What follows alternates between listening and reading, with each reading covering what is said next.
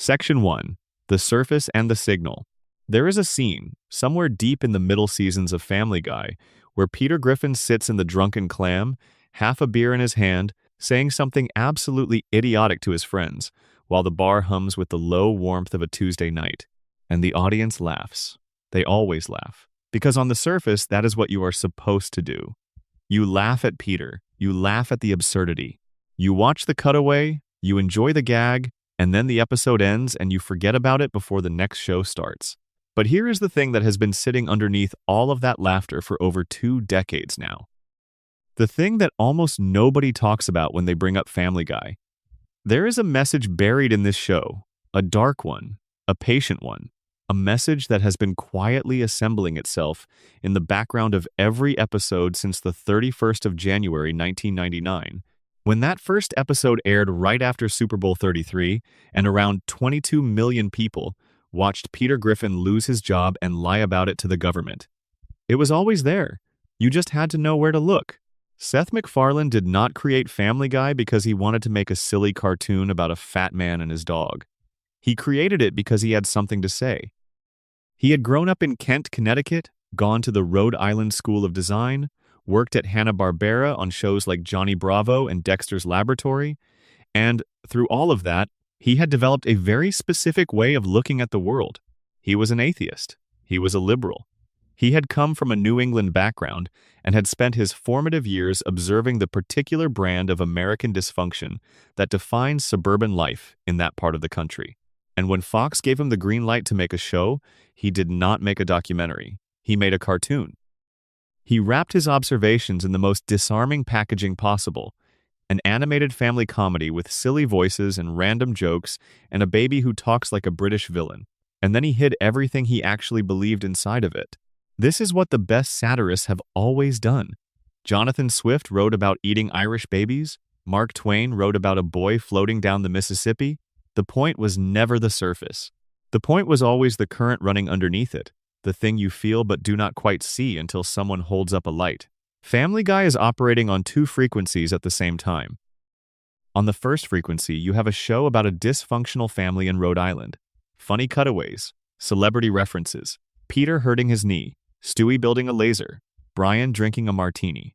On the second frequency, running underneath all of that, you have a sustained, unflinching, often brutal commentary on American life, on masculinity, on class, on religion, on intellectual pretension, on the way society treats its most vulnerable members, and on the strange bargain that suburbia asks ordinary people to make with themselves every single day. The first frequency is what gets the ratings. The second frequency is what makes the show worth actually thinking about. Now, here is something important to understand before we go any further. The show does not always deliver this message cleanly. It is not a manifesto. It is not a carefully constructed argument where every piece falls into place. Family Guy is messy, inconsistent, and sometimes so caught up in its own chaos that it undermines the very points it seems to be making, but the message is still there. It shows up in the choices made with these characters, in the specific ways the relationships are structured, in the recurring themes that keep surfacing no matter how many cutaways try to bury them, in the uncomfortable truths that sneak through the laugh track and land somewhere you were not expecting. The medium of animation is significant here in ways that deserve attention. Animation creates a specific freedom that live-action drama does not have. You can show things in animation that would be too disturbing or too violent or too absurd to depict with real actors in a real space. The physical laws that govern what a live-action camera can show do not apply. A baby can build a time machine. A man can fight a giant chicken through several city blocks and still be at breakfast the next morning. The consequences that would ground a live-action story in the difficulty of reality can be suspended, and frequently are. This freedom is what allows Family Guy to show you things about human behavior that realist drama has to approach cautiously or indirectly. The specific cruelties that Peter inflicts on his family would be, in a live-action context, too heavy to present as comedy. The violence would land differently. The abuse would feel more literal. But in animation, you can show these things with just enough distance to keep them in the register of comedy, while still showing them clearly enough for the message to get through. Animation is the medium that lets you keep the observation without the full weight of the reality, and Family Guy has been exploiting this property of the medium since its first episode. The specific choice of the Griffin family as the vehicle is also worth dwelling on. MacFarlane could have constructed many different kinds of American families to carry his observations. He could have made a wealthier family, which would have allowed for a different kind of class satire. He could have made a younger family, with smaller children, which would have changed the dynamics considerably. He chose instead a working-class family in a small New England city with a specific configuration of children spanning different developmental stages, a dog who functions as the show's intellectual voice, and a baby genius who is the show's most extreme and most interesting satirical creation. The Griffin family is, in its demographic configuration, as American as it is possible to be without actively trying to be representative. They are white, they are Christian in name, they are middle income, they live in the kind of house that has been the aspirational target of American domestic mythology for the better part of a century. They look, from the outside, like exactly what the American family is supposed to look like. And then the show spends 25 years showing you what that version of the American family looks like from the inside. The inside is what we are interested in tonight. Seth MacFarlane graduated from the Rhode Island School of Design in 1995 with a degree in animation. He was 22 years old when he sold the pitch for what would become Family Guy to Fox, and 24 when the show premiered. This is relevant context. The show that premiered in 1999 was made by someone who was young enough to have absorbed all of his formative cultural experience in the specific media environment of the 1980s and early 1990s, who had the technical skills to translate that absorption into a new kind of television, and who had the particular combination of irreverence and intelligence that the satirical tradition requires. He was not doing ironic detachment.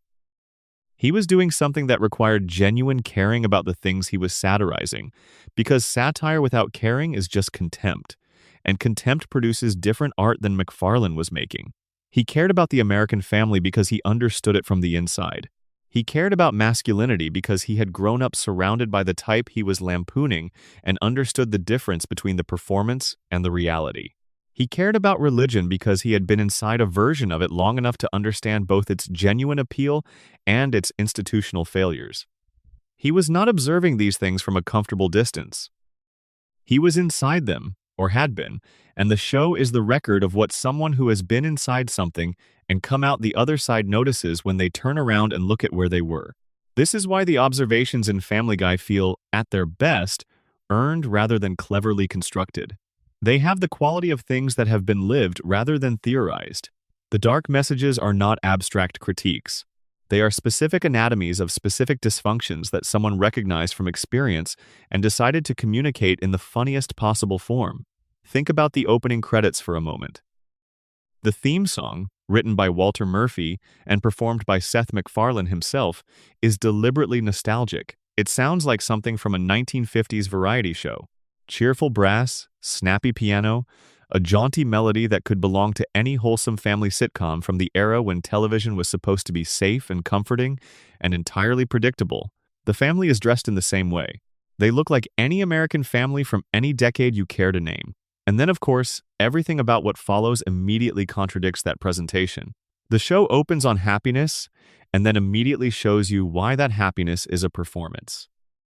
That tension between the cheerful exterior and the dark truth underneath it is the central engine of everything Family Guy has ever done. People have been watching this show for over 25 years, and the conversation about it almost always focuses on whether a particular joke went too far. Did the show cross a line this week? Was that cutaway offensive? Should Peter have done that thing to Meg? These are real questions and worth having, but they also keep the conversation pinned to the surface. They keep you looking at the first frequency and never quite tuning in to what is playing on the second one. So tonight, we are going to listen to the second frequency. We are going to take each major element of this show and look at what it is actually saying beneath the jokes. We are going to look at what Peter represents, what Lois sacrificed, what Brian is really criticizing, what Stewie's rage actually means, what the show is doing to Meg and why, what Seth MacFarlane has been saying about God for 2 decades, and what the entire structure of the show, right down to its famous cutaway gags, reveals about the way we process reality in the modern age. This is a long journey. It is designed to be a comfortable one. So settle in, Find your position, let the quiet settle around you, and let's start at the beginning. Because the beginning is where the signal is clearest. Let us take a moment to understand why comedy specifically is the vehicle for this message, and not something more direct. There is a long tradition in human storytelling of using laughter as a delivery mechanism for ideas that are too dangerous to state plainly. Court jesters were the only people allowed to speak truth to kings.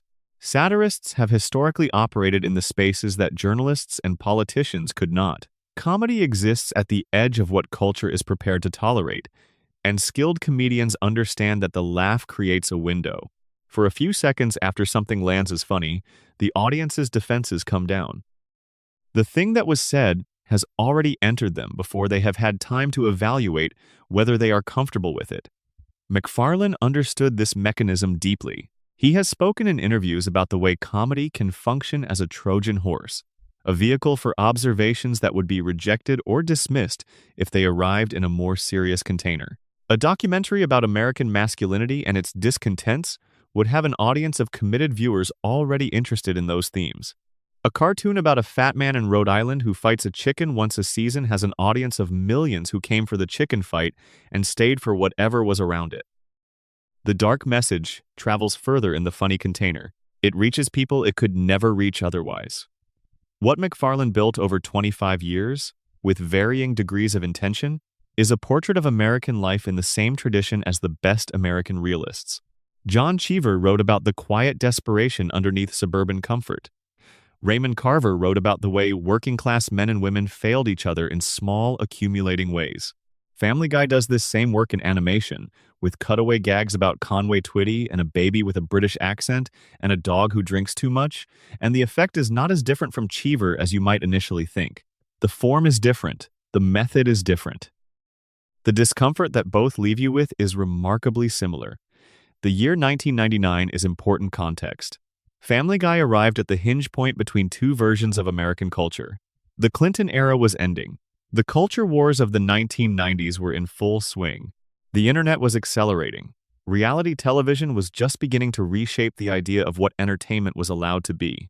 The era of genuinely challenging network television, the era of shows that had something to say about how people actually lived, was being replaced by something more fragmented and more spectacle-driven.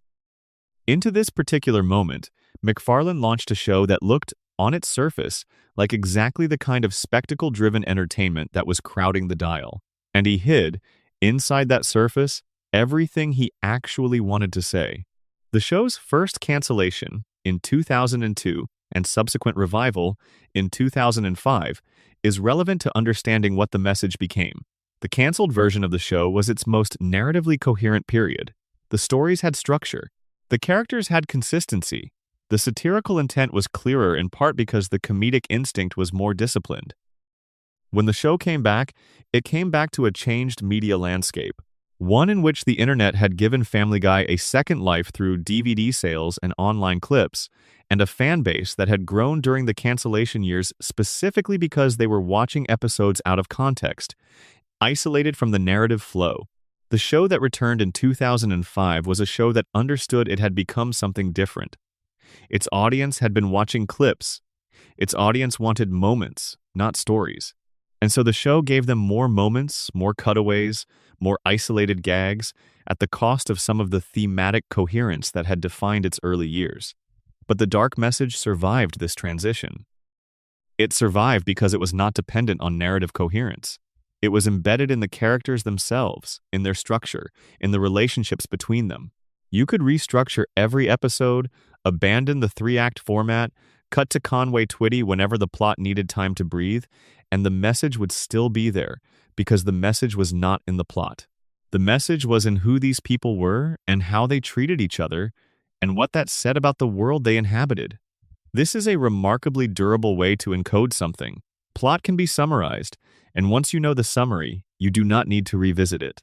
Character embeds itself more deeply. You keep watching Peter and Lois and Brian and Stewie and Meg, not because you are waiting to find out what happens next, but because something about who they are keeps asking you a question you have not quite finished answering. The question, as we will find across everything that follows tonight, is always a version of the same question.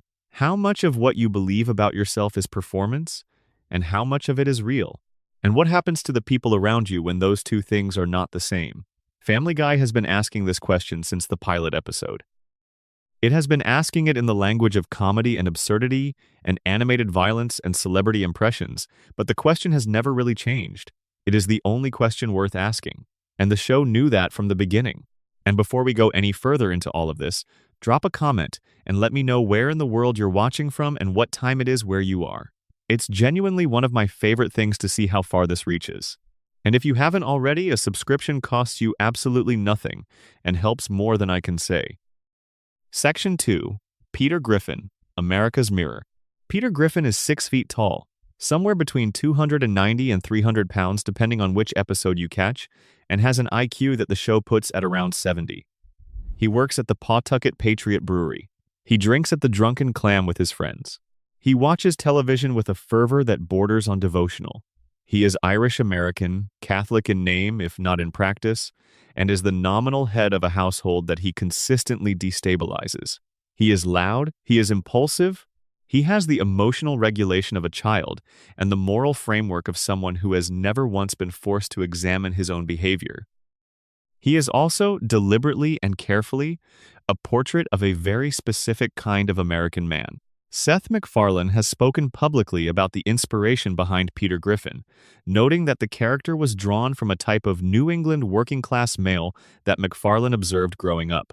The man who says exactly what he thinks without any filter, who mistakes volume for authority, who moves through the world with a confidence entirely disconnected from competence. MacFarlane grew up in a small Connecticut town, attended prep school, went on to study at one of the most prestigious design schools in the country. He had a particular vantage point on working-class masculinity because he observed it as someone who was adjacent to it without being fully inside it. And what he saw, he found both genuinely funny and deeply troubling. Peter is not just a dumb dad in the tradition of Homer Simpson. Homer Simpson, for all of his faults, is frequently a man with genuine warmth at his core. There are moments throughout The Simpsons' best years where Homer loves his family in a way that feels real, earned, and moving. Peter's relationship with his family is something different. Even in the early seasons, when Peter is at his most likable, there is an undercurrent of selfishness that the show is careful never to fully excuse. He does not ask what other people need. He assumes the world is organized around his comfort. He makes decisions based on what he wants in the moment, and then is genuinely baffled when those decisions have consequences. This is not accidental. The show is making a point about how a certain kind of man moves through the world. Consider the character design itself. Peter's shape is specific. He is large, soft, deliberately unheroic in his physical presentation. His chin juts out in a way that suggests belligerence more than confidence. His glasses are small and outdated. His clothes are ordinary to the point of invisibility. He is designed to look like someone you would overlook on the street, someone whose face you could not quite recall 5 minutes after passing them. And yet Peter takes up enormous space everywhere he goes. He shouts over conversations. He interrupts his children. He redirects every discussion back to himself. He is a small man in a big body, convinced that his size makes him significant. The show uses this to make a very clear argument about how much damage an ordinary man can cause simply by refusing to be self-aware. In the early seasons, there is a softness to this critique. Peter messes up, realizes he has messed up, and usually makes some effort to address it. The cycle of error, guilt, and reconciliation that defined early Family Guy was not just a plot structure. It was an implicit moral framework. The show was suggesting that even deeply flawed men who drink too much and think too little, are capable of recognizing their failures and making amends. Peter's stupidity in those first 3 seasons was almost entirely about a deficit of thought rather than a deficit of conscience. He did things that hurt people because he genuinely did not think them through, not because he did not care. This distinction matters enormously, and the show understood it. What happened as the seasons progressed was that the balance shifted. The stupidity remained and then intensified, but the conscience quietly disappeared. The Peter Griffin of Season 8 onward is not a man who does harmful things without thinking. He is a man who does harmful things and does not care. The guilt and reconciliation cycle stops running. Peter causes damage and moves on. Lois cleans it up, or the episode simply resets, or the damage is so extreme that it could not realistically be fixed anyway, and so the show does not try. This is where the dark message about masculinity comes into focus. The show is depicting the natural endpoint of a very specific set of cultural beliefs about what men are allowed to be. A culture that tells men they are the head of the household, that their comfort takes priority, that their feelings are more legitimate than the feelings of the people around them, that they are exempt from the kind of emotional accountability that other people are expected to practice. Peter Griffin, taken to his logical extreme, is what happens when those beliefs are never challenged. He becomes someone who causes constant harm and feels no particular obligation to stop, because no external force has ever made him feel that obligation. The show's satire here is pointed and unambiguous. MacFarlane described Peter as a caricature of Middle America, someone whose character is meant to be a critique of how certain cultural norms have shaped men. The joke is not that Peter is an unusual monster. The joke is that Peter is recognizable. Audiences all over the world have been watching Peter Griffin for 25 years and laughing, and part of the reason the laugh has such an uncomfortable quality underneath it is that there is usually someone in the room who knows a Peter, someone who reminds them, just a little, of a father, an uncle, a boss, a neighbor. The laugh is how people discharge that discomfort without having to sit with it directly. Consider how the show handles Peter's relationship with authority. He despises it when it is imposed on him by anyone he perceives as outside his group, whether that is the government, a doctor, a school official, a boss, but he has no interest in self-imposed discipline either. He is simultaneously a man who resents being told what to do and a man with no internal compass that would allow him to function without external guidance. This combination, the rejection of authority paired with the absence of self-direction, produces someone who is essentially feral. He moves through the world by impulse and whim and expects the world to accommodate him. The funniest part of Peter Griffin, the part that MacFarlane and his writers understood deeply, is that Peter is not aware of any of this. He does not wake up in the morning and decide to be destructive. He genuinely believes he is the protagonist of his own story and that the people around him exist primarily in relation to him. His wife is there to manage the home and manage him. His children are there to be extensions of his own identity or sources of pride, and when they fail to provide those things, he loses interest in them. His friends are an audience for his anecdotes and adventures. This is a specific pathology that the show is anatomizing with real precision. It does not have a clinical name when the show first starts depicting it in 1999, but it does have a name in general conversation: narcissism. Not the grandiose kind that poses on stages and demands worship, but the everyday, low-grade suburban kind that does not recognize itself as narcissism because it is so thoroughly normalized. The kind that says, "I love my family" in the same breath as doing something that proves love was never really the operating principle. There is a scene in a later season episode where Meg delivers her famous speech confronting her family about how they treat her. She turns to Peter specifically and lays out a list of his failures as a father in excruciating detail. She describes a man who terrifies his community, abuses his family, and feels entitled to behave however he pleases without consequences. And Peter, upon hearing this speech, laughs. He actually finds it amusing, not in the way a person laughs when they are uncomfortable and do not know how to respond. He finds it genuinely funny. There is no flicker of recognition, no moment where the accusation lands. The show puts this reaction in there deliberately. It is the dark punchline beneath the dark punchline. Meg's speech is the most honest thing anyone has ever said to Peter, and it bounces off of him completely, because the specific pathology that Peter represents is self-sealing. It is immune to outside observation. A man who has internalized the belief that his perspective is the only valid one cannot be reached by someone else's perspective, no matter how clearly or passionately that perspective is expressed. And that, the show is suggesting, is not a comedy. That is a tragedy dressed in comedy's clothes. MacFarlane has been open about the fact that Peter was inspired by real people he encountered, real men from real places who embodied this particular set of traits. Men who were not evil in any theatrical sense, but who caused real and ongoing damage simply by moving through the world without ever questioning the assumptions they had been given about who they were and what they were owed. The critical insight of Peter Griffin, the one that gets lost in the arguments about whether he is too stupid or too mean or too cartoonish, is that he is not a freak. He is a recognizable human type. He is what happens when a culture spends decades telling certain men that self-examination is weakness and that emotional accountability is something other people need to worry about. Peter Griffin is the logical destination of that journey, and the show wants you to laugh at him, but it also wants, somewhere underneath the laughter, for you to recognize the journey.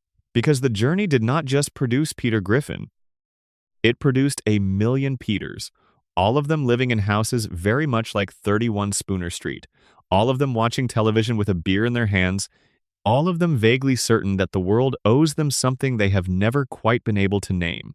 The cultural permissions that Peter was granted, and which the show examines through his behavior, are worth sitting with. He is permitted to prioritize his comfort over the comfort of the people around him. He is permitted to define his value as a husband and father entirely in terms of whether he brings in income, regardless of what the actual quality of his presence in the home is like. He is permitted to express anger freely while the people around him are expected to manage their responses to his anger. He is permitted to be incompetent in domestic matters without this being considered a failure in his role, because domestic matters have been culturally defined as falling outside his role. He is permitted to define friendship on his own terms, to show up at the bar rather than for his children, and to frame this as a necessary act of self-care rather than as the abandonment it functionally is. These permissions are not specific to Peter Griffin. They are the permissions that a specific era of American culture extended to a specific kind of man, and Family Guy is documenting them with the thoroughness of a case study. The tragedy built into Peter's character is that he received all of these permissions before he was old enough to evaluate whether accepting them was wise. By the time a person has the reflective capacity to assess what they have been given, the permissions have become identity. They have become the self. To question them is to question the entire structure of who you believe yourself to be, and most people in Peter's position are not equipped for that kind of structural examination. The show also documents what these permissions cost. They cost Lois her sanity, her ambitions, and a significant portion of her life's potential energy, redirected into managing someone who has been given permission not to manage himself. They cost Chris a father who is genuinely present. They cost Meg something even more fundamental: the basic experience of being seen and valued by her own family. The chicken fights are worth pausing on here, because they are among the most famous recurring elements of the show, and they do something specific in the context of Peter's portrait. The elaborate, extended battles between Peter and Ernie the giant chicken are presented as pure spectacle. They go on for minutes at a time, they travel through increasingly improbable environments, they escalate far beyond any reasonable response to any reasonable provocation. But structurally, they are depictions of Peter's complete incapacity for proportion.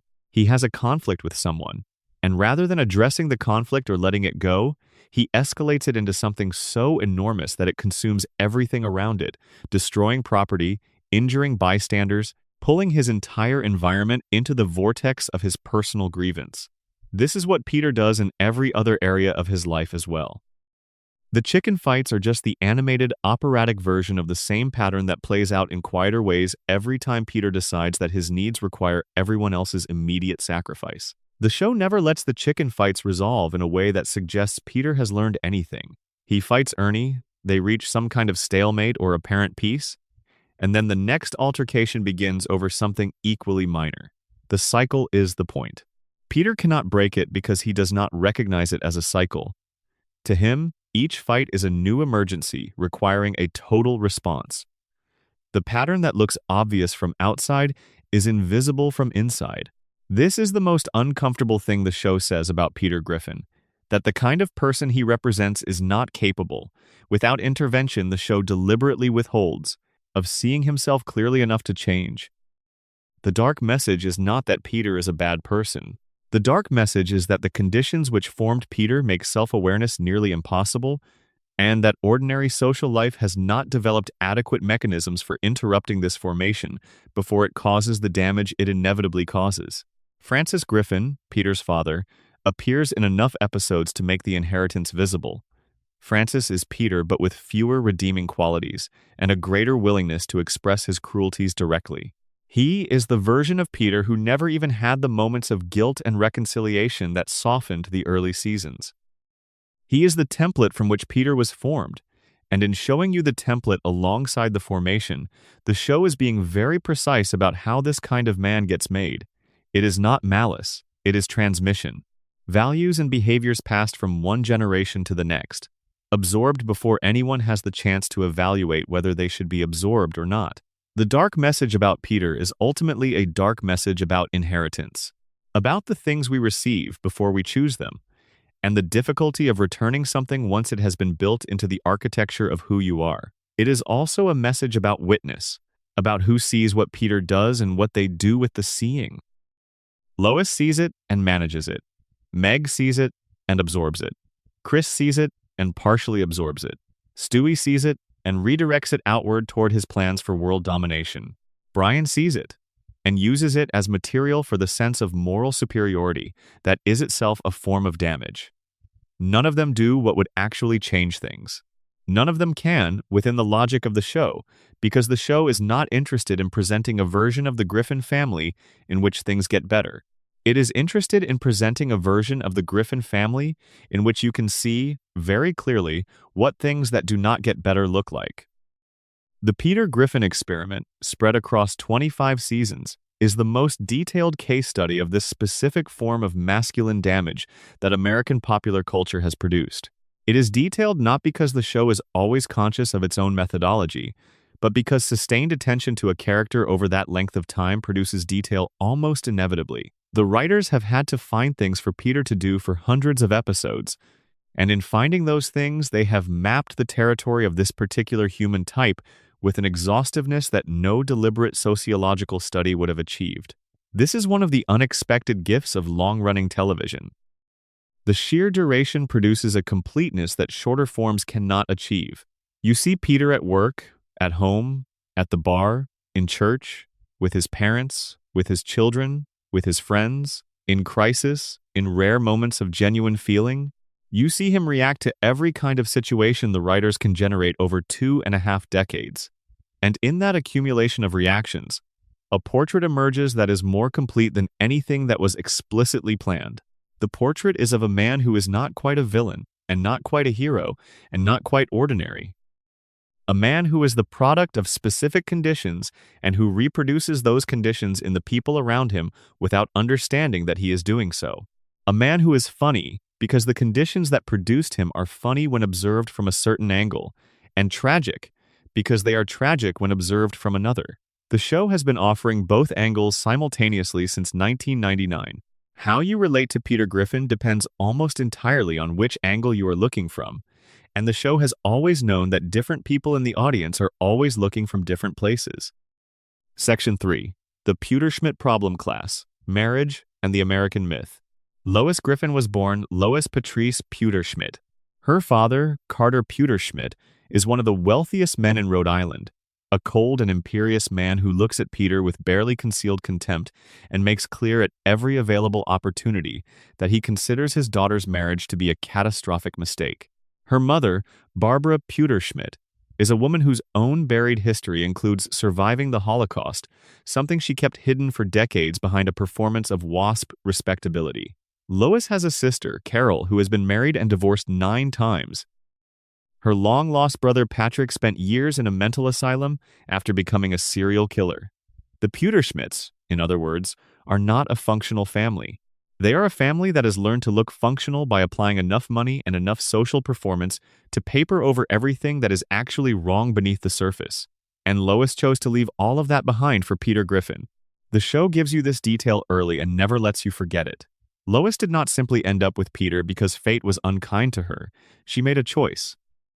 She walked away from her family's wealth, from the social world she had been raised in, from the future her parents had planned for her, and she chose an unambitious, poorly educated brewery worker who she met when he was employed as a towel boy by her aunt. This choice is presented initially as a romantic story about a woman who followed her heart, but the more you watch the show, the more the romantic reading of that choice becomes complicated.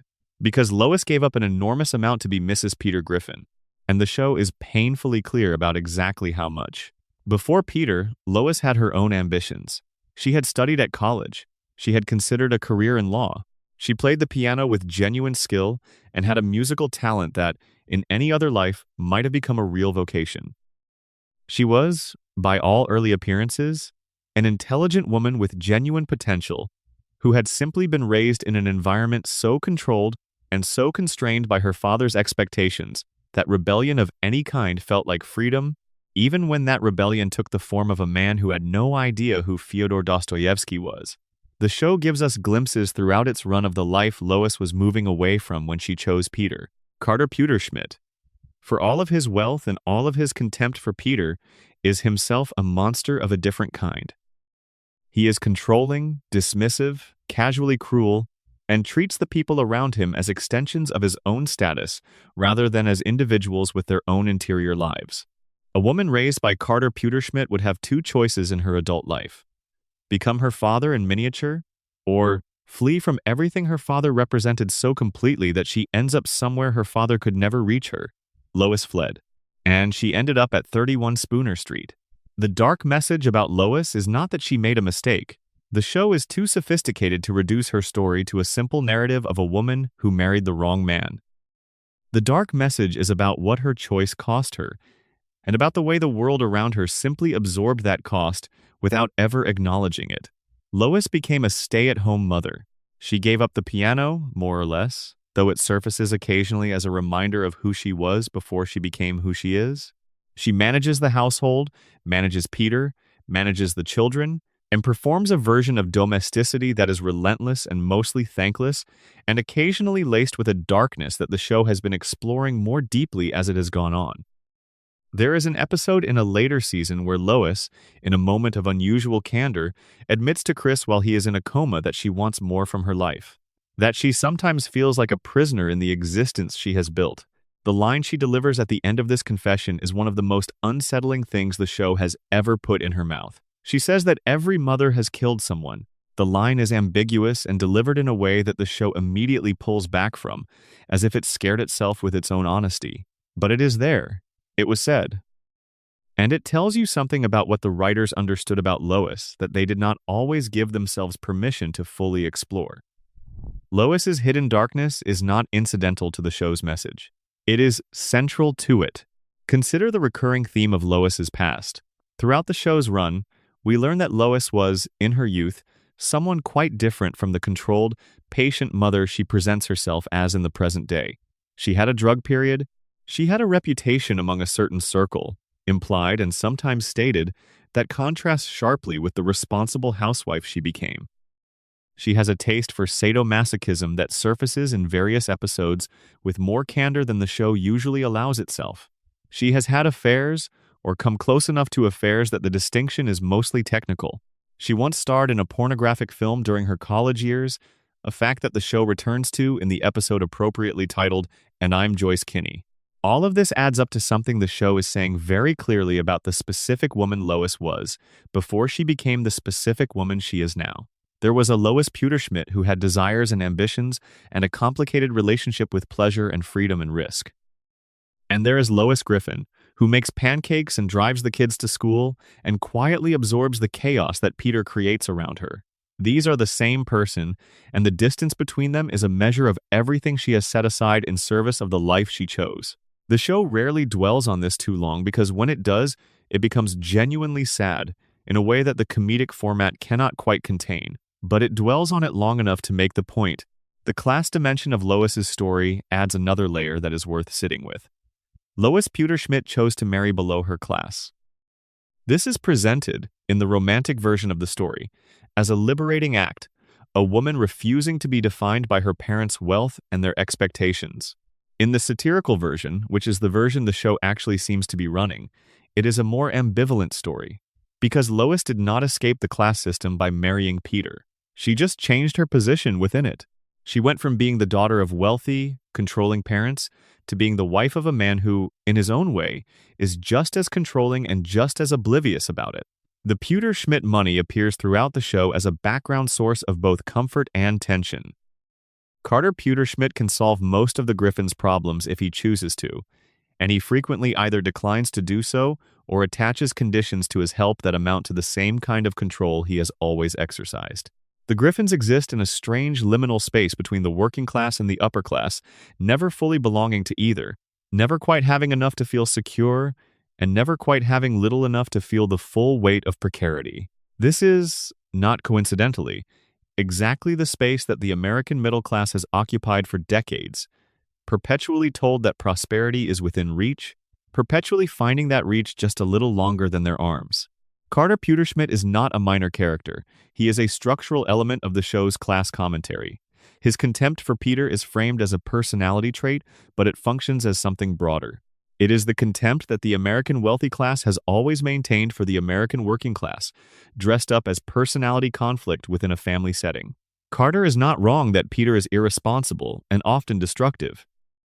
But Carter's contempt for Peter is not motivated by genuine concern for Lois's well-being or for the children's stability. It is motivated by class feeling, by the same fundamental belief that Peter himself holds about the people below him, that certain people simply deserve more consideration than others, and that the hierarchy they inhabit reflects something real about their worth. The show makes this point by making Carter Pewterschmidt genuinely terrible in his own right. He is casually racist, casually misogynistic, often dismissive of people's pain, and capable of tremendous cruelty when it suits him. He is simply terrible with more money and better furniture. The show is drawing a deliberate parallel. Class contempt is not a moral position. It is just another way of organizing who deserves to be ignored. Lois, caught between her father's world and her husband's, is the person who has to navigate that.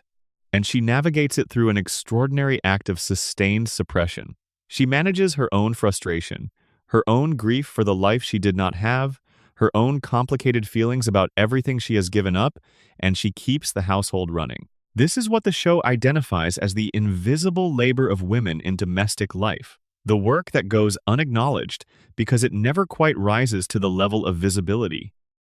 The emotional management, the coordination, the containing of chaos, the swallowing of ambition. The dark message about Lois is that she is doing all of this, and no one in her family has ever fully seen it. And the show's darkest suggestion about Lois is that she knows this, and she has decided to stay anyway. Not out of weakness, not out of lack of alternatives, but because the alternative, whatever that alternative might be, requires her to dismantle something she built and cannot quite bring herself to destroy. Even if what she built is imperfect, even if what she built is sometimes a form of damage that passes itself off as a home. This is the Pewterschmidt problem, and it does not have a clean resolution. The show never gives Lois a moment of genuine liberation, a moment where she steps fully into who she might have been. It gives her glimpses. It gives her episodes where she temporarily becomes something else, something freer or more powerful or more honest. And then it brings her back to 31 Spooner Street, to the pancakes, to the management of Peter. Because that, the show is telling you quietly, is how it usually goes. What the show also tells you, in the accumulated weight of Lois episodes across 25 seasons, is that the Pewterschmidt problem is not unique to Lois. It is the problem of every woman who made a version of this choice in a version of this era. Women who were educated enough to understand their own potential but socialized into a world that still organized its structures around the assumption that their potential would be redirected into the raising of children and the maintenance of a man. Women who made the choice Lois made, who chose love over security or freedom over expectation, and who found that on the other side of that choice was a different kind of constraint, quieter but no less total. The piano is the show's recurring symbol for this. Whenever Lois plays the piano, there is a quality in the scene that does not belong in a comedy. She plays well. She is visibly at peace in a way she is never quite at peace anywhere else in the show. The piano is the relic of a self that still exists, but has nowhere to go in the life she is actually living. The show returns to this image consistently, across many seasons, as if it cannot quite forget what it represents. A talent unrealized. A self temporarily put aside that was never fully retrieved. The audience is rarely invited to dwell on this image too long. The scene always moves on. Peter interrupts, or a child needs something, or a plot emerges that requires Lois to stop playing and start managing. But the image was there. The image keeps being there. And what it says, every time it surfaces, is that the person who lives at 31 Spooner Street and makes pancakes and absorbs the chaos of Peter Griffin is not the only person Lois Pewterschmidt could have been. She is one possible Lois, The Lois that the specific combination of choices and circumstances and family history and love produced. The other Lois, the one at the piano, is still in there. She just does not get to play very often. The show's most honest statement about this comes in the occasional episodes where Lois's suppressed self bursts through the surface. The episode Peter's Two Dads. The episode where she comes to believe she is dying. The various moments where her dark side emerges in ways that shock the people around her. In these moments, the show is doing something subtle. It is showing you that the performance Lois maintains at 31 Spooner Street requires continuous active effort. It is not natural ease. It is managed containment. And when the management fails, even briefly, what comes out is everything she has been containing, all of the frustration and grief and thwarted desire and accumulated damage of a life spent being more capable than her circumstances required and less acknowledged than her contributions deserved. The Pewter-Schmidt problem, at its most essential, is the problem of a woman who is smarter than her situation and who has chosen, for reasons she cannot quite fully articulate even to herself, to stay inside that situation anyway. The show does not judge her for this. What it does is bear witness to the cost. And bearing witness, without offering resolution, is its own kind of dark message. It is the show saying, this is happening. It has always been happening, and we are not sure anyone has found a good answer for it yet. There is one more dimension of Lois that the show returns to with enough consistency to be worth examining here. And it is the dimension that connects her most directly to the show's broader commentary on the American class system, and on what that system asks of the women who move within it. Lois is, by every available measure, the most functionally intelligent person in the Griffin household. She understands social situations that Peter cannot process. She navigates interpersonal dynamics that Brian, for all his intellectual pretensions, consistently misreads. She manages the logistics of a family that would immediately collapse without her management, and she does this while also absorbing Peter's disruptions, maintaining relationships with their children, and keeping the household in a state of functional appearance. This is a specific and demanding kind of intelligence, not the kind that gets written about in books or celebrated in public institutions. The kind that runs on practical wisdom and emotional attunement, and the ability to read a room and adjust to it before anyone in the room has fully registered that adjustment was necessary. The kind of intelligence that is systematically undervalued in American culture because it does not produce output that the measuring instruments of that culture are calibrated to detect. The show makes a specific point about this by surrounding Lois with characters who perform intelligence, who signal it, who use the vocabulary of intelligence as social currency. Brian does this constantly. Stewie does it in his own register. The show gives us these performed versions of intelligence in contrast to Lois's functional version, and the contrast is not flattering to the performers. The intelligence that builds time machines but cannot regulate a child's emotions. The intelligence that drops literary references but cannot maintain a friendship, versus the intelligence that holds a family together across 25 seasons of escalating chaos without ever being acknowledged for the specific capability that holding requires. The Pewter-Schmidt problem is also the problem of what happens to this kind of intelligence when it has nowhere to go except into the containment of someone else's limitations. Lois's intelligence does not diminish. It does not atrophy from disuse. What it does is become redirected. What was once potential energy, pointed at a life that might have involved law or music or any number of things, becomes kinetic energy directed entirely inward, toward the maintenance of a domestic system that consumes everything she brings to it and produces in return a house that looks, from the outside, exactly as it is supposed to look. This is not a unique story. It is a structural pattern that the women's movement named and documented and still grapples with in the specific conditions of contemporary life. Family Guy is not the first piece of art to observe it, but it may be one of the few pieces of animated primetime comedy to observe it with this degree of consistency and this degree of precision, spread across so many episodes and so many seasons without ever quite declaring itself as a show that is specifically interested in making this observation. The observation is there. The show is making it. It has been making it every time it shows you Lois at the piano, every time it shows you Lois managing what Peter has damaged, every time it gives you the flash of who Lois might have been before it pulls back into the comfort of the joke. Section 4. Brian Griffin and the Liberal Intellectual Trap.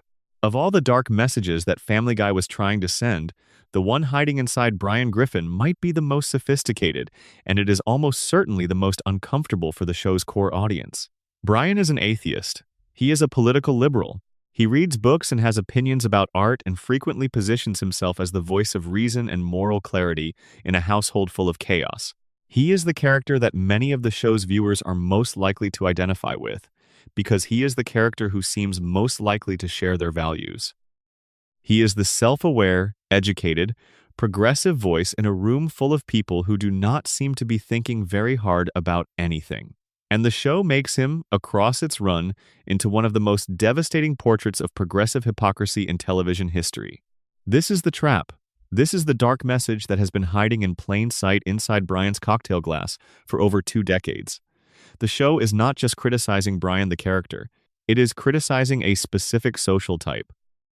A very specific kind of person who exists in enormous numbers in the real world, who has absorbed the language and aesthetics of liberal, intellectual culture without absorbing the actual values that language is supposed to represent.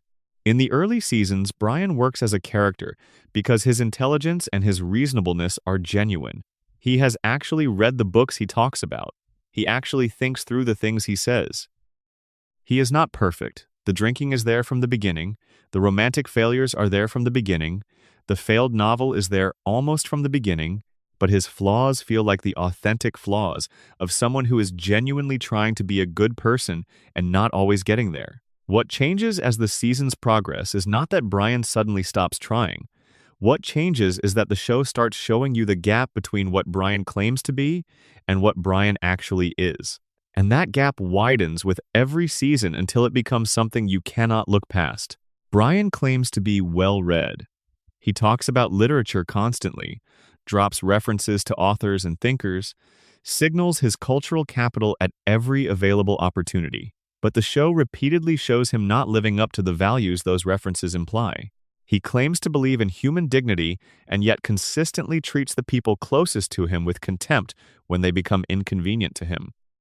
He claims to be an ally to progressive causes, and yet his actual behavior toward women is frequently manipulative, shallow, and exploitative. He presents himself as someone operating on principle, but his actions are consistently driven by ego and self-interest. The episode Jerome is the New Black from Season 8 contains one of the most remarkable moments in the show's history.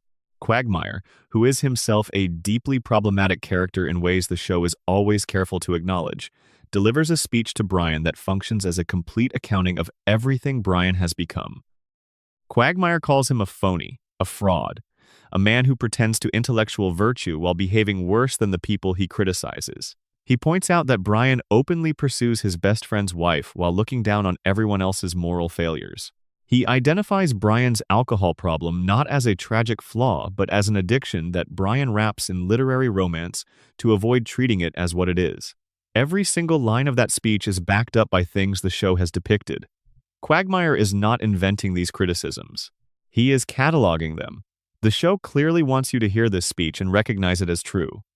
The applause for Quagmire in that moment is built into the scene's construction. You are meant to feel the accuracy of it landing. But here is where the dark message becomes particularly acute. The show has been telling you all of this about Brian for years before Quagmire says it out loud. You have been watching Brian behave this way episode after episode, and the show has been watching you watch him, and it has been waiting. Because the question the show is implicitly asking is not just whether Brian is a hypocrite. The question is whether you identified with Brian, whether you liked Brian, whether you saw yourself in Brian. And if you did, what does that tell you? The answer the show is offering is uncomfortable. It is suggesting that the values we claim to hold are often not the values we actually embody. That the language of progressivism and intellectual sophistication can become its own kind of performance, a way of signaling virtue to the people around us without actually doing the hard work of being virtuous. That a person can claim to care about human dignity while treating the actual humans in front of them with casual contempt. That awareness of social issues does not automatically translate into treating people well. Brian is the show's extended essay on the difference between believing the right things and being a good person. And the show's position, stated clearly through the accumulation of Brian's behavior over many seasons, is that these two things are not the same thing at all. There is a particular example that crystallizes this.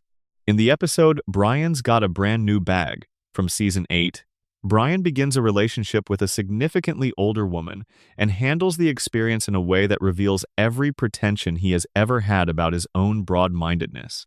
He is uncomfortable with her age. He is embarrassed by the age gap in front of other people. He spends the episode finding increasingly elaborate ways to hide his discomfort with the reality of what he claimed to be fine with. The show is observing that people who pride themselves on being open-minded often have very specific limits on that open-mindedness, limits that they do not acknowledge, because acknowledging them would complicate the self-image they have constructed. The drinking is part of this picture too. Brian's relationship with alcohol is present from the very first episode. He drinks martinis. He drinks wine. The drinking is aestheticized, made to look like sophistication rather than dependence, and the show eventually, in its more honest moments, strips that aesthetic away. The drinking is not sophistication. The drinking is avoidance. It is a man who is deeply unhappy with the distance between who he claims to be and who he actually is, and who has found a way to make that unhappiness look elegant. The failed novel is the most pointed element of all of this. Brian has been working on a novel called Faster Than the Speed of Love for years across the show's run. It is universally recognized by the other characters as terrible. And Brian's response to this recognition is not to revise the work or reconsider the approach. It is to be hurt and defensive and to continue presenting himself as a serious literary figure. The show is being very specific here. It is not just making fun of bad writing. It is depicting someone who has confused aspiration with achievement, who has decided that wanting to be something is functionally equivalent to being it. In the episode Brian Writes a Bestseller from season 9, Brian finds success writing a shallow self-help book called Wish It, Want It, Do It. The book is the opposite of everything Brian has claimed to value about literature. It is populist, uncritical, and intellectually empty. It succeeds enormously. And what the success reveals about Brian is definitive. Given the choice between genuine artistic integrity and public validation, Brian chooses the validation every time. The self-help book is who Brian actually is when the pretensions are stripped away, and his behavior once the book succeeds, the arrogance, the dismissal of Stewie who encouraged him, the willingness to become exactly the kind of celebrity he has always claimed to disdain, is the most revealing thing the show ever does with his character. The dark message in Brian is not a message about one dog's personal failings. It is a message about a culture-wide pattern. A pattern of people who have learned the vocabulary of social consciousness without learning its grammar, who know how to talk about justice and art and human dignity in the abstract while consistently failing the specific human beings who are right in front of them, who use intellectual posturing as a substitute for the much harder work of actual self-examination. Seth MacFarlane, who voices Brian, has made no secret of the fact that he shares many of Brian's stated values. He is openly liberal, openly atheist, openly committed to causes that Brian frequently advocates for on the show. But he also gave Brian's voice the quality of self-awareness about its own potential hypocrisy. In making Brian gradually more insufferable, in making the gap between Brian's pretensions and his reality wider and more visible, the show is doing something that requires real intellectual honesty. It is making fun of its own audience as much as it is making fun of its characters. The people watching Family Guy who most identified with Brian were, in many cases, the people most directly targeted by the show's critique of Brian. The show was pointing a mirror at a specific kind of viewer and asking them to look at what they were actually seeing, not what they hoped to see. That is the most sophisticated dark message on the show. And it has been sitting there in every Brian storyline since the revival in 2005. There is one more dimension of Brian's arc that deserves attention, and it is the dimension that most clearly connects him to the broader cultural moment in which the show was made. Brian's character began its most visible deterioration around 2008 and 2009, which is to say, approximately at the beginning of the Obama years. This is not a coincidence that the show is entirely unaware of. The cultural type that Brian represents, the educated progressive who signals virtue loudly while failing at basic decency in their actual relationships, became increasingly prominent in public discourse during exactly this period. The language of social justice entered mainstream culture with new force and new sophistication, and with it came a new set of opportunities for people to perform the right values without doing the work of embodying them. Brian is, in this reading, a portrait of a specific failure mode that the left-leaning intellectual class has never quite managed to fully examine in itself. The failure mode of people who are very good at identifying problems in the world and very bad at addressing the problems in their own immediate orbit, who march for causes and mistreat friends, who speak eloquently about dignity and behave with contempt. Brian is the poster character for this failure mode, and the show has been satirizing it in the specific register of animation, comedy, for longer and with more consistency than most publications that pride themselves on cultural criticism have managed. What makes this so uncomfortable for a certain segment of the show's audience is that the satire lands most precisely on people who would consider themselves too sophisticated to be taken in by a cartoon's argument. The show is doing something genuinely clever here. It is making an argument about intellectual pretension using the medium that intellectual pretension would be least likely to take seriously. The Brian critique is delivered in the least rarefied container imaginable, and that is part of the point. If you cannot hear a valid argument because of the medium it arrived in, you may be more like Brian than you are comfortable admitting.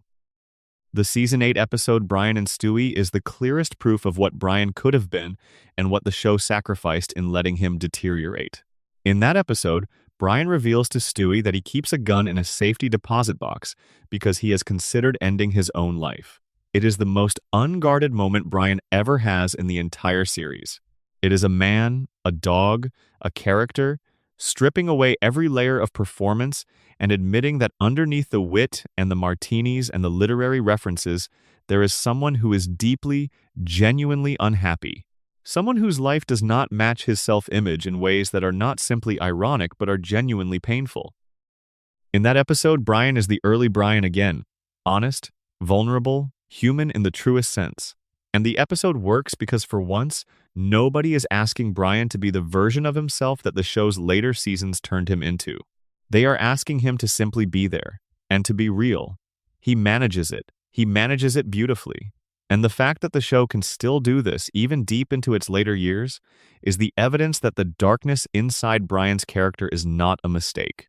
It is the point the show was always building toward. The show created a character designed to reveal a specific kind of human failure, and then it allowed that character to be honest about the cause of that failure, once, in a bank vault, in an episode with no cutaways and no laughs. Just two characters and the truth. Section 5. Stewie and the Darkness Beneath Innocence.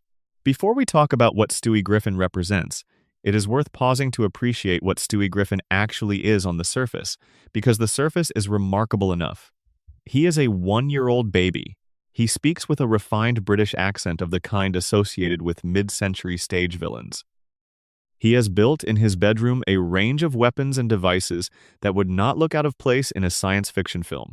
He has a time machine. He has a mind control device. He has attempted, in various episodes, to control the weather, to conquer the world, to assassinate his own mother, and to subjugate the entire human population. He is also deeply invested in his relationship with his teddy bear, Rupert, whom he treats as a confidant and emotional anchor. The gap between these things, between the infant body and the supervillain mind, was the central joke of early Stewie. But underneath that joke there is something the show is actually saying. Something it has been saying since the very first time Stewie fixed his mother with a look of cold, murderous intent and went back to eating his pablum. Stewie's rage is real.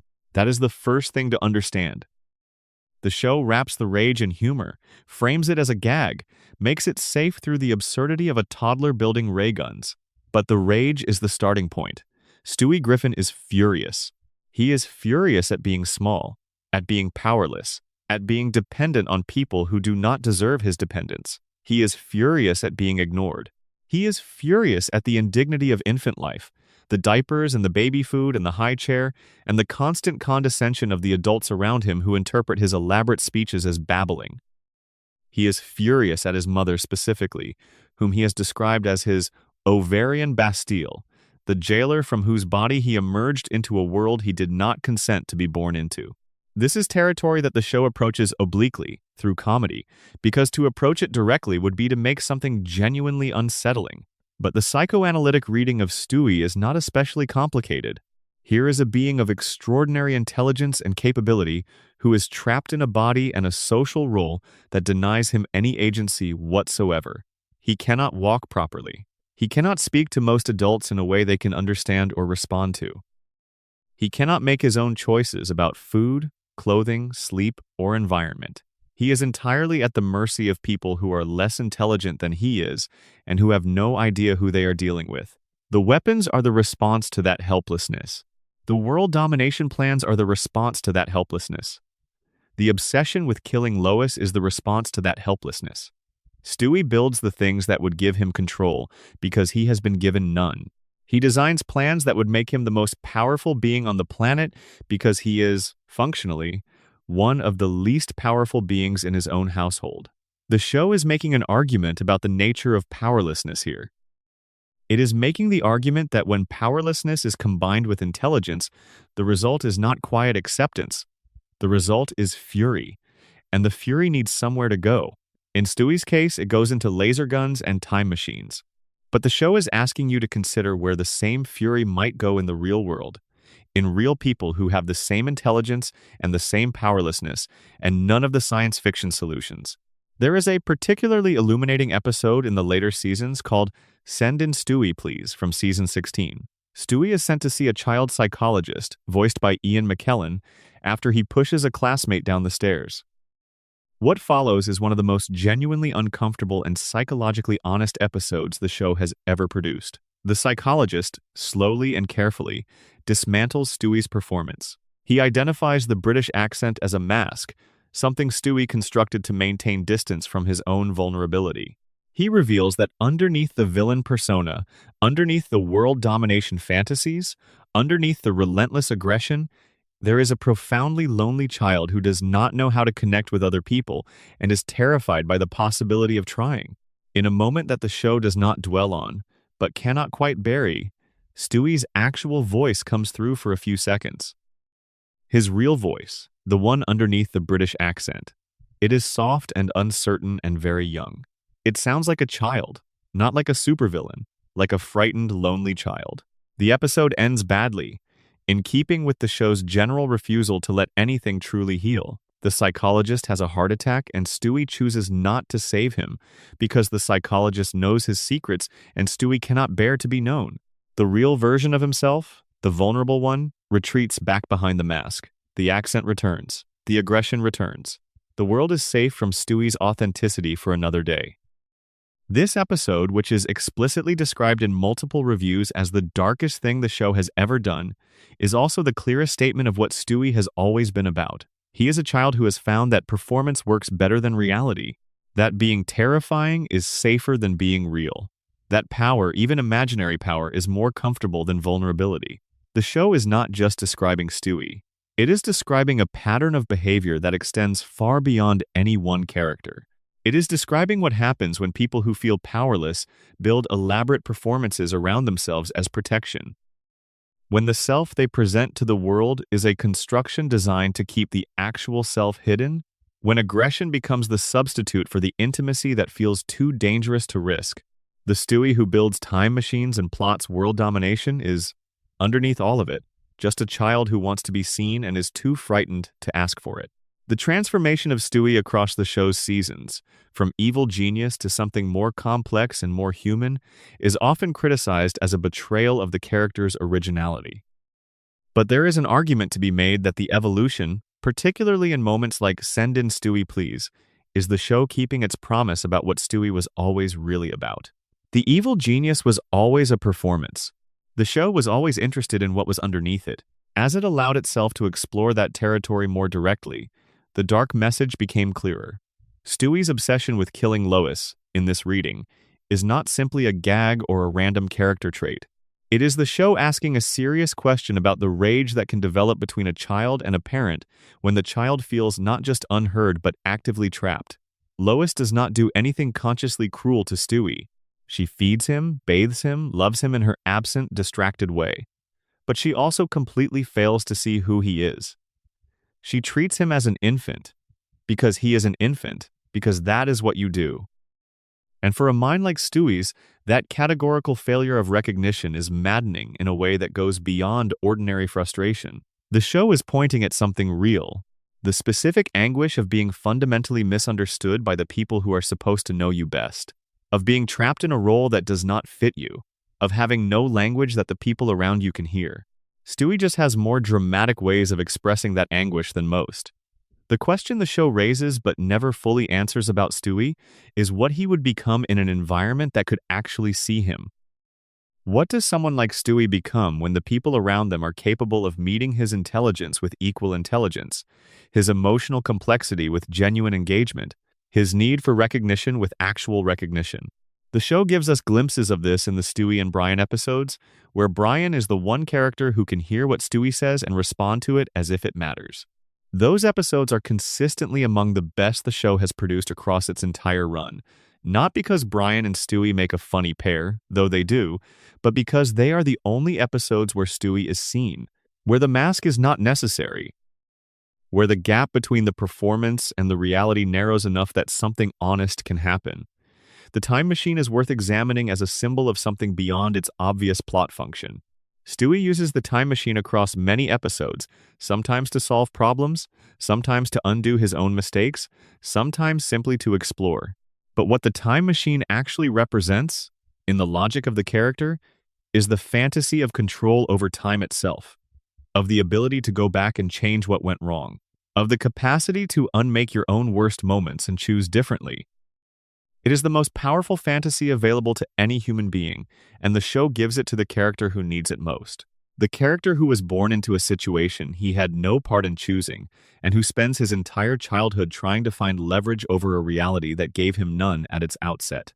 When the time machine breaks, when Stewie is stranded in a time period he did not intend, when his power over time is disrupted, the episodes that result tend to have a quality of genuine anxiety underneath the comedy.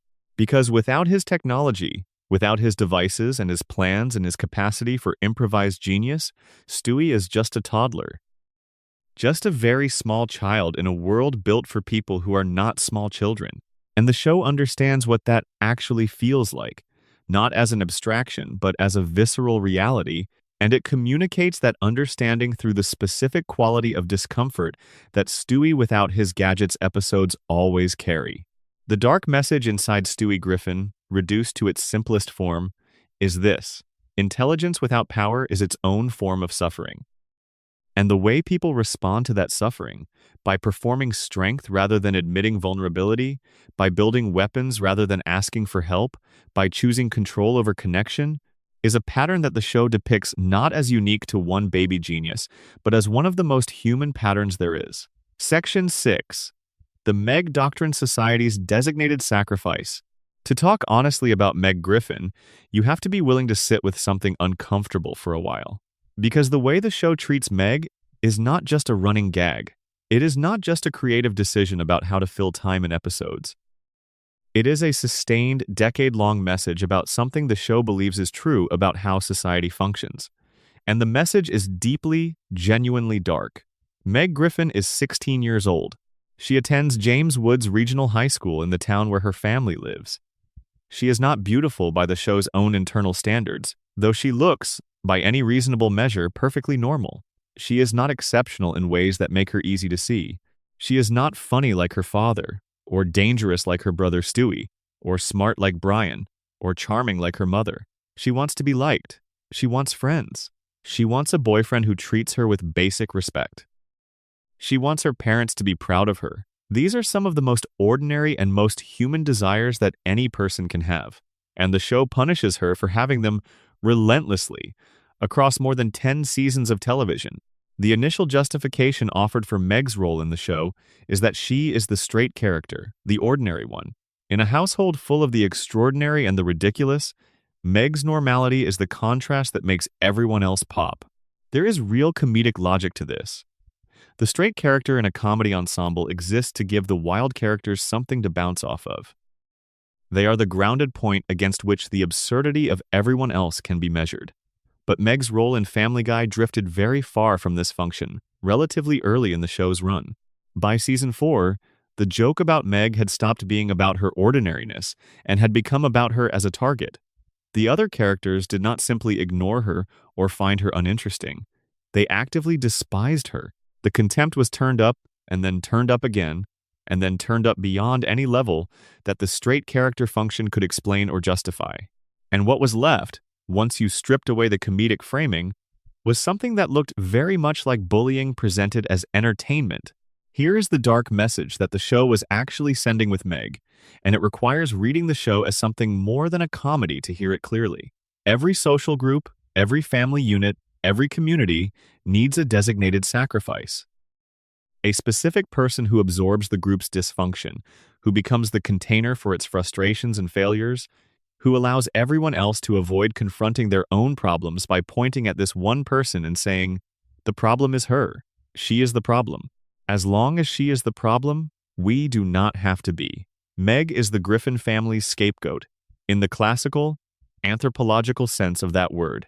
She is the designated carrier of the family's guilt and inadequacy. When Peter fails, he finds a way to direct his shame at Meg. When Lois is frustrated, she takes it out on Meg rather than on the source of the frustration. When the family is in conflict, their contempt for Meg gives them a place to redirect their energy. Her suffering is functional. It keeps the family from falling apart. This is why the episode Seahorse Seashell Party ends the way it does. Meg stands up for herself, and the family immediately begins to disintegrate. When the scapegoat refuses the role, the system breaks.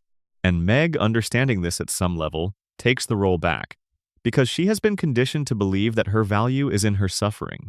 The show is depicting this not as a quirk of the Griffin family specifically, but as a social mechanism that operates in families and communities all over the place. Most scapegoats are not chosen for any real reason. They are chosen because they are vulnerable, because they lack the power to refuse the role, because the people imposing the role on them can get away with it. Meg is chosen because she is a teenage girl in a family that does not know how to see her, in a world that has given her very little power to push back against how she is seen. The message becomes even darker when you consider the external world of the show. It is not just Meg's family that treats her this way. It is her school. It is her town. It is apparently the entire social universe of the series. Random strangers react to Meg with disgust. People who have never met her seem to know instinctively that she is the appropriate target. The show is suggesting that the scapegoat function is not something that operates only within intimate systems. It operates at a social scale, that there are people in any community who become collectively designated as unworthy of basic consideration, and that this designation is largely arbitrary, and that once it is in place, it becomes self-reinforcing. Mila Kunis, who has voiced Meg since the second season, experienced a version of this herself. She has spoken in interviews about people approaching her and using Peter's dismissive catchphrase directed at Meg as a greeting. Real people treating the real woman who gave Meg her voice with the same casual contempt that the fictional family treats the fictional character. The fictional message had bled into reality, which is exactly what dark messages do when they are told often enough and to enough people. There are moments throughout the show's run where the Meg story breaks through its own comedic surface and becomes something genuinely painful. The episode Dial Meg for Murder sees Meg return from a brief prison stint as someone different. Someone who has absorbed the violence directed at her and found a way to redirect it. For a brief window of time, Meg becomes frightening rather than victimized. And the family's response is almost immediate. They are uncomfortable. They want the old Meg back. They want the Meg who absorbs rather than the Meg who reflects. The show uses this moment to make explicit what has been implicit all along. The family does not want Meg to change. They need her to stay in her role. What this episode exposes is the deep structural dependency that exists between the scapegoat and the people who assign them the role. The Griffins are not simply being cruel to Meg in the casual, thoughtless way that people are sometimes cruel to each other. They are dependent on her willingness to absorb their cruelty. Without Meg in her designated position, absorbing the family's dysfunction and deflecting it away from the other relationships, the family's internal dynamics have nowhere stable to rest. The hostility would have to find another target. The members of the family would have to look at each other and at themselves in ways the current arrangement allows them to avoid. This is what the show makes explicit in Seahorse Seashell Party. When Meg refuses her role, even briefly, the family begins to turn on each other. The episode frames this as comedy because the show almost always reaches for comedy at its most difficult moments, but the underlying dynamic is sociologically precise. The scapegoat functions as a pressure valve. Remove the valve and the pressure has nowhere to go. Real families do this. Real communities do this. There are systems, some small and some very large, that are organized around having one person or one group absorb the collective stress and dysfunction of the whole. The history of how various societies have designated their sacrificial figures, who receives the designation and why, is one of the darker threads of human social history. Family Guy brings this history into the specific, domesticated setting of an animated sitcom, gives it a beanie and a pink hat, and calls it Meg Griffin. The show is aware, in its more self-conscious moments, that this is what it is doing. There is a recurring meta-level joke in which characters reference the fact that Meg is the butt of everyone's cruelty, which is the show acknowledging the pattern while still running it. This self-awareness does not resolve the moral question of whether the show should be running the pattern as comedy in the first place. But it does suggest that the writers understand they are doing something beyond simply finding ways to humiliate a character. They are depicting a mechanism, and the comedy around the depiction is the show trying to make you comfortable enough to look at the mechanism without flinching. Whether they succeeded in that specific balance is debatable. What is not debatable is that the mechanism they depicted is real, that it operates in the world the audience inhabits, and that having a name and a face and a specific character for it makes it visible in a way that abstract description does not. You might not recognize the scapegoat dynamic in your own family until you have watched Meg go through it for several seasons. And then one day the recognition arrives, unprompted, and it is uncomfortable and clarifying in equal measure. The dark comedy around Meg is, in the final analysis, not about Meg. It is about the way social groups maintain cohesion through designated suffering, about the arbitrary nature of who gets designated, about the way the designated person learns to cooperate with their own designation because the alternative is a conflict they cannot win, about what happens to a person who has been taught, through years of accumulated treatment, that their primary function is to be the container for other people's worst impulses. Meg's story is one of the most complete portraits of this process that American television has produced. The fact that it is also frequently played for laughs is either the show's greatest irony or its most deliberate formal choice. Given what we know about MacFarlane's habits as a satirist, it is almost certainly both. Peter's sister in season 14 is one of the moments the show comes closest to fully articulating the dark message. It reveals that Peter's cruelty toward Meg is not random, and not simply an extension of his general stupidity. It is a learned behavior. Peter was bullied and abused by his own sister as a child. The cycle of abuse, passing from generation to generation, is what produced the man who cannot see his own daughter without diminishing her. This is not an excuse. The show does not offer it as an excuse. But it is an explanation, and explanations matter because they make visible the larger system that produces individual cruelty. The message the show was sending about Meg, across all of those seasons of abuse played for laughs, is that this is what happens to the people society decides do not matter. They absorb. They endure. They eventually learn to apologize for the space they take up. They minimize themselves not because they have been given good reasons to, but because the alternative is a conflict they cannot win. And the people directing the contempt at them are not monsters in any theatrical sense. They are just ordinary people who found someone they could safely aim their frustration at. That is the Meg doctrine. And it is one of the darkest sustained arguments any comedy show has ever made. The thing that is most worth sitting with, after you have absorbed everything the show has done with Meg over the years, is the question of what she actually represents outside of the Griffin household. Because Meg is not a one-off. She is a type. She is every person who has been assigned a specific social role of being the acceptable target, who has been told in ways both direct and indirect that their suffering is less important than other people's comfort, who has internalized the designation to the point where they begin to believe it is simply who they are, rather than a role that was placed on them. The show does something remarkable in the episode Meg Stinks from season 12, when Peter is forced to spend time with Meg and, over the course of the episode, begins to actually see her, just glimpse her. And in that glimpse, You see what Meg could have been in a family that looked at her the way Peter briefly does in that episode. She is thoughtful, she is insightful, she has a genuine sense of humor that is entirely different from anyone else in the family, a dry, self-aware quality that has developed as a coping mechanism but is real talent underneath. She is interesting. She would be interesting to know. And then the episode ends, and the reset happens, and the moment of recognition is paved over as if it never occurred. The show gives you these glimpses not to torture you, though they do have that effect, but to make the point, to show you what the scapegoat role conceals, to make visible what contempt renders invisible. When you look at Meg the way that brief Peter moment looks at her, you see a person, a complete person with her own interior life and her own genuine qualities. The contempt is what stops you from seeing that most of the time. The contempt is not based on anything real about who Meg is. It is a category, applied before any actual observation. This is what discrimination of every kind does. It creates categories and then fills those categories with contempt, without requiring any evidence that the contempt is deserved. Meg is the show's localized, domesticated version of that mechanism. The dark message in the Meg doctrine is not simply that bullying is bad. It is that the social machinery that produces designated targets is so deeply embedded in group behavior that it can operate in a family, in a neighborhood, in a town, without anyone ever stopping to ask whether the person at the center of it actually deserves to be there. Section 7. God, Religion, and the Show That Would Not Let You Pray.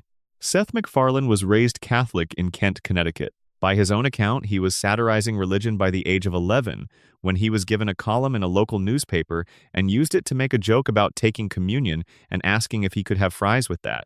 He has been an outspoken atheist for his entire adult life, and in 2011, when he received the Harvard Humanist of the Year award, he stood inside Memorial Church and delivered a speech about the corrupting influence of religion in American society, which is precisely the kind of thing that only someone with a very specific relationship to irony would choose to do. His atheism is not incidental to Family Guy. It is foundational. The show's treatment of religion is one of its most sustained and most deliberate projects. It is also one of the most misunderstood, because the misunderstanding runs in both directions. Religious viewers often see the show's religious content as simply offensive and dismissive. Critics from a more secular perspective sometimes reduce it to cheap, anti-religious mockery. Neither reading fully captures what the show is actually doing. What the show is actually doing is more interesting and more specific than either reading allows. Family Guy's critique of religion is not primarily a critique of faith itself. It is a critique of what organized religion has done with faith. It is a critique of institution, of the way that spiritual impulses get channeled into systems of power and control that serve those systems first and spiritual life second, or not at all. MacFarlane has been consistent about this distinction in his public statements. He is not interested in mocking the private faith of individual people, though the show sometimes blunders into exactly that. He is interested in the mechanics of organized religion, in how churches accumulate power, in how religious language gets used to justify social control, in what it costs people to live inside belief systems that have been handed to them rather than arrived at through their own inquiry. God appears in Family Guy as a character in multiple episodes, and the portrayal is always the same. God is petty, God is insecure, God is vain and easily offended, and interested in worship primarily as a form of ego maintenance. He makes mistakes. He has bad days. He has romantic failures. He plays favorites and then denies it. He is, in other words, a being who has been given enormous power but who uses it in ways that are small and self-interested. This is not an atheist's view of God so much as a satirist's view of what believers have described God as being. MacFarlane is not denying that the God of organized religion is powerful. He is suggesting that the God of organized religion, as described in the texts and in the practices, is not particularly admirable. He is taking religious claims seriously enough to examine them, and finding that when examined, they describe a deity who is, frankly, not very impressive. Brian Griffin's atheism functions as the show's more direct intellectual argument. Brian is the atheist character, which means the show uses his storylines to make the case for secularism and science-based reasoning. But, crucially, the show also uses Brian's atheism as another dimension of his hypocrisy. Brian does not live by the values that secular humanism is supposed to represent any better than the religious characters live by the values their faith is supposed to teach. He is atheist in name but not particularly rational or compassionate in practice. The show is suggesting that godlessness is not itself a virtue, that you can reject religion and still be a terrible person, that the absence of faith does not produce goodness automatically any more than the presence of faith does. This is a more nuanced position than it initially appears. The show is not saying that religion is wrong and atheism is right.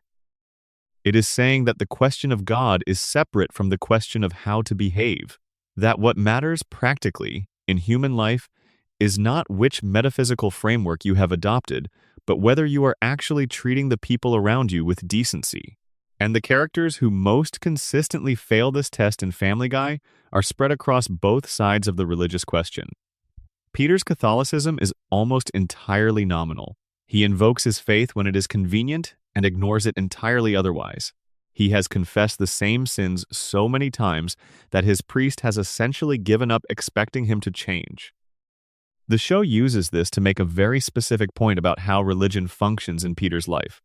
It is a social institution he belongs to, not a spiritual practice that shapes his behavior. He is Catholic the way people are members of a club they never visit anymore. The membership is part of his identity but has no functional connection to how he lives. The Parents Television Council, the conservative watchdog group that has designated Family Guy its worst show of the week over 40 times, has filed numerous complaints with the Federal Communications Commission about the show's religious content. MacFarlane's response to this organization, delivered in a 2008 interview, was characteristically unvarnished. He suggested, in language more colorful than can be easily reproduced here, that the PTC's claim to represent Christian values was undermined by the evident contempt and hatred that drove their campaigns. His point, made crudely but not inaccurately, was that an organization that spends its time attacking entertainment in the name of Christian love might be missing something fundamental about what Christian love is supposed to look like. This is the recurring structure of the show's religious critique. It is not attacking faith. It is pointing out the distance between what institutions claim and what they practice. It is doing with religion what it does with every other American institution it examines, stripping away the rhetoric and looking at the actual behavior underneath it. The episode where Peter becomes religiously observant for a period, following some spiritual experience, is instructive. Peter's embrace of religious practice is initially transformative. He becomes more patient, more considerate, more thoughtful, and then, gradually, the practice calcifies. It becomes another set of rules to follow without understanding why, another identity to perform rather than a genuine change of character. The show is observing that religious practice, divorced from genuine moral inquiry, produces the same Peter it started with, just one who now says grace, before reaching across the table to take what he wants. MacFarlane accepted the Harvard Humanist of the Year award by arguing that reason and science could serve as the foundation for moral values in a way that religion no longer needed to. This is the argument that the show has been making in its own idiom for 2 decades. Not that God does not exist, exactly, though that is there too, but that the question of God should not be where moral inquiry stops. That the hard work of figuring out how to treat each other well is not made easier by having a text that tells you what to do. That the text has to be interrogated. That the institution has to be questioned. That the faith, wherever it comes from, has to be lived rather than just claimed. Family Guy says this in the only language it knows: absurdity, irreverence, a God who needs to be told when dinner is ready, and a priest who has heard the same confession from the same man so many times that he has quietly given up expecting it to result in change. The dark message about religion in Family Guy is not that God is wrong. It is that claiming God is not the same as being good. And that the difference between those two things matters enormously, for individuals and for the institutions they build in God's name. The show revisits the question of death with a frequency that is worth noting separately. Characters die and return. Heaven is depicted in various episodes as an actual location with specific properties and specific social dynamics, and God himself appears often enough that the audience develops a very specific picture of what the show believes about what lies on the other side of mortality. In Family Guy, death is not dignified. It is not illuminating, it is not a portal to transcendence. It is another bureaucratic system, administered by a grim reaper who is tired and overworked and who sometimes plays board games with the people he is supposed to be collecting. The afterlife, when depicted, looks suspiciously like the life these characters were just living, with the same petty social hierarchies and the same unresolved conflicts, and the same general sense that nobody is quite sure what the point is. This is not nihilism, or rather, it is not merely nihilism. It is the show's way of refusing the comfort that religious depictions of death are designed to provide. The idea that death resolves things, that the questions you could not answer while alive get answered afterward, that the person you could not manage to become gets to become it in some better, purer realm. Family Guy looks at that idea and declines to confirm it. Not with hostility, exactly, but with a steady refusal to pretend that death provides the meaning that life often seems to withhold. MacFarlane has spoken about watching the September 11 attacks from Los Angeles, where he had missed a flight that would have taken him to one of the planes involved. He was meant to be on American Airlines Flight 11. His travel agent gave him the wrong departure time and he missed it. He talked in subsequent interviews about what this experience did to his thinking about mortality and about the randomness of survival, about the difficulty of finding a framework, religious or otherwise, that could make that randomness feel like anything other than what it is: random. This biographical context is not essential to understanding the show's religious critique, but it sheds light on the specific quality of it. MacFarlane's atheism is not the cheerful, comfortably secular atheism of someone who simply never felt the pull of religion. It carries the quality of someone who has looked at the void and found that the available explanations do not close it. The show's God is petty and insecure not because MacFarlane wants to offend believers, but because the God of most organized religion, as he reads it, is a mirror of human pettiness and human insecurity elevated to cosmic scale, and then used to justify whatever any particular human community finds convenient to justify. The show is not asking you to give up faith.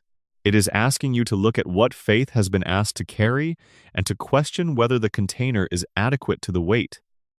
One of the most structurally revealing religious episodes in the show's long run is Family Guy from Season 8, which reveals that Lois is technically Jewish by lineage because her mother Barbara is Jewish. The episode uses this revelation to examine how people relate to inherited religious identity, the identity that arrives before consent, that is simply announced as belonging to you before you have developed the capacity to evaluate what belonging to it means. The Griffins' responses to this revelation are all characteristic and all illuminating.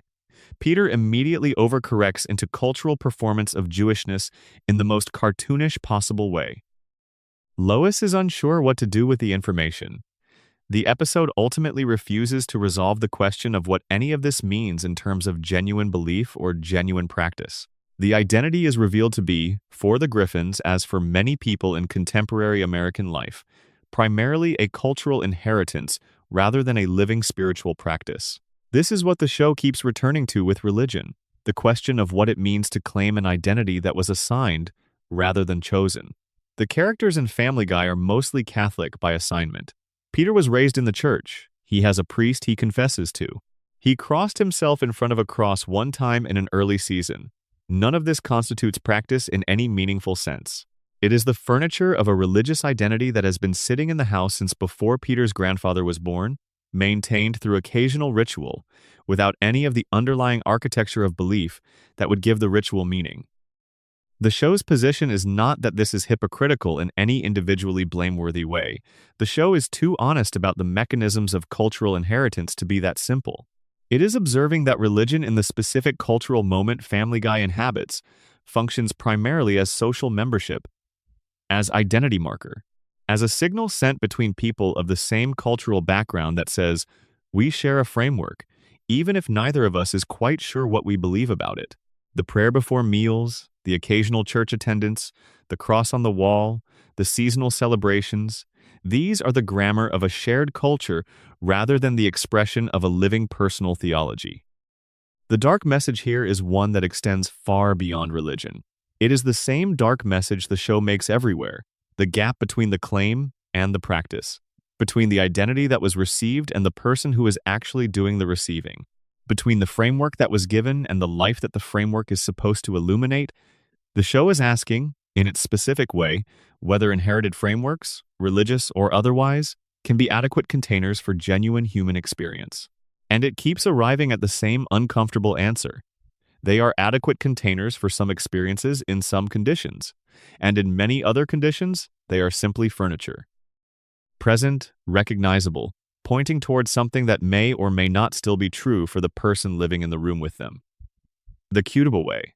As confession how the format reveals the message, there is something the show has been doing formally, structurally, at the level of its own construction, that is as revealing as anything any character has ever said. Something that becomes visible when you stop watching the individual jokes and start watching the architecture of the thing. The cutaway gag, the most famous and most debated element of Family Guy's style. A character says something, the screen cuts to a completely unrelated scene, the gag plays out, the screen cuts back. The show does this dozens of times per episode. It has been doing it since the very first episode. It has made the show both enormously popular and enormously criticized, sometimes in the same breath. Critics have argued, with real justification, that the cutaway gag is a form of laziness, that it allows the show to fill time without doing the harder work of storytelling, that it turns episodes into collections of disconnected sketches rather than coherent narratives. South Park famously parodied this in the Cartoon Wars two-parter, depicting Family Guy's jokes as being generated by manatees randomly pushing idea balls together, suggesting that the comedy required no actual creative thought. The writers of The Simpsons reportedly called the South Park writers to thank them after that episode aired. The criticism is not entirely wrong. The cutaway gag, in the way the later seasons of Family Guy use it, often does substitute for storytelling rather than enhancing it. Episodes that are primarily delivered through cutaways rather than through character and plot development are genuinely weaker for it. But here's the thing. The cutaway gag, as a format, is not simply a writing shortcut. It is also the show's most honest, formal statement about the way modern consciousness works. Think about what the cutaway gag actually does. Structurally, it interrupts a narrative. It presents something unrelated. It demands a connection from the viewer that the show does not spell out. It moves faster than any single idea can be fully processed. It is essentially a formal reproduction of how the modern mind processes information in an era defined by information overload. McFarlane created Family Guy in 1999, the year the internet was just beginning its acceleration into the cultural bloodstream. The show premiered in a world where attention was already beginning to fragment, where cable television had multiplied choices beyond what previous generations had experienced, where the remote control had produced a generation of viewers accustomed to jumping between experiences rather than dwelling in any single one. The cutaway gag is the comedic formalization of that reality. It is the show saying, in its structure, this is how we think now. This is what it feels like to be a modern person navigating a world that never stops presenting new information. The dark message hiding in this formal observation is about what we lose when this becomes the dominant mode of experience. The early seasons of Family Guy, which used cutaways sparingly, had actual stories. The episodes had beginnings, middles, and endings. The characters developed across the runtime. Emotional consequences accumulated. You could watch an episode and feel something at the end that was different from what you felt at the beginning, because the story had moved you through something. As the cutaways multiplied and the stories thinned, that movement stopped. Episodes became experiences you could drop into at any point and leave at any point. They demanded nothing of you except the ability to follow a gag for 30 seconds. They gave you laughs without the need for investment. They were, in the truest sense of the term, distraction. The show was doing this by design, at least initially. But in doing it, it was also demonstrating, inadvertently or not, what the cost of pure distraction looks like. What happens when the delivery system for ideas becomes so fragmented that the ideas themselves cannot land? What happens when the interruption is the point, rather than the exception? The audience that grew up on the cutaway-heavy later seasons of Family Guy grew up watching a show that had trained them not to expect narrative satisfaction, to consume moments rather than stories, to absorb jokes and move on without asking what the jokes added up to. This is not a generational criticism. It is an observation about what the format teaches the people who watch it. The Conway Twitty gag is the extreme version of this. In multiple episodes, the show simply cuts to a full, unedited performance by the country singer Conway Twitty, lasting for minutes at a time, with no joke at all. Just the song playing while the audience waits for the show to resume. This has been interpreted in 100 ways, as anti-comedy, as an experiment in surrealism, as lazy filler dressed in avant-garde clothing. But the most honest reading of the Conway Twitty gag is that it is the cutaway format finally revealing its own emptiness. The gag that has no gag. The interruption that goes on so long, it stops being an interruption and becomes the thing itself. The show daring you to keep watching something that has, for the duration of a country song, stopped being a show. Some people found it funny. Most people found it deeply uncomfortable. And the discomfort is the point. The cutaway format is the show's formal argument about modern attention. And the argument it is making is not a comfortable one. It is suggesting that we have trained ourselves to accept fragments in place of wholes. That we have become comfortable with interruption, to the point where continuity feels strange. That the capacity for sustained attention, for following a thread all the way to its conclusion, is something that culture has been gradually eroding in us without our fully realizing it. The show that pioneered the cutaway gag format on television was also, in its best moments, the show that was most honest about what that format was doing to us. In the Season 8 episode Brian and Stewie, the show made its most direct statement about this by producing an episode with no cutaways at all, just two characters in a bank vault, talking. It was the show proving to itself that it could still do something else. That when the crutch was removed, there was still something underneath it. There was. There always was. The question was whether the show would remember that. The cutaway format also does something specific to the show's relationship with time. Each cutaway is an interruption of temporal continuity. The story is moving forward, and then it is not. You are elsewhere. In another moment, another place, another story entirely. And then you are back, and the characters have not changed position, and the scene continues as if the interruption never happened. The show treats time as something that can be paused and resumed at will, that can have moments extracted from it and others inserted without consequence. This is not how time works for the characters. It is how time works for the audience. We are the ones doing the pausing and resuming. We are the ones extracting and inserting.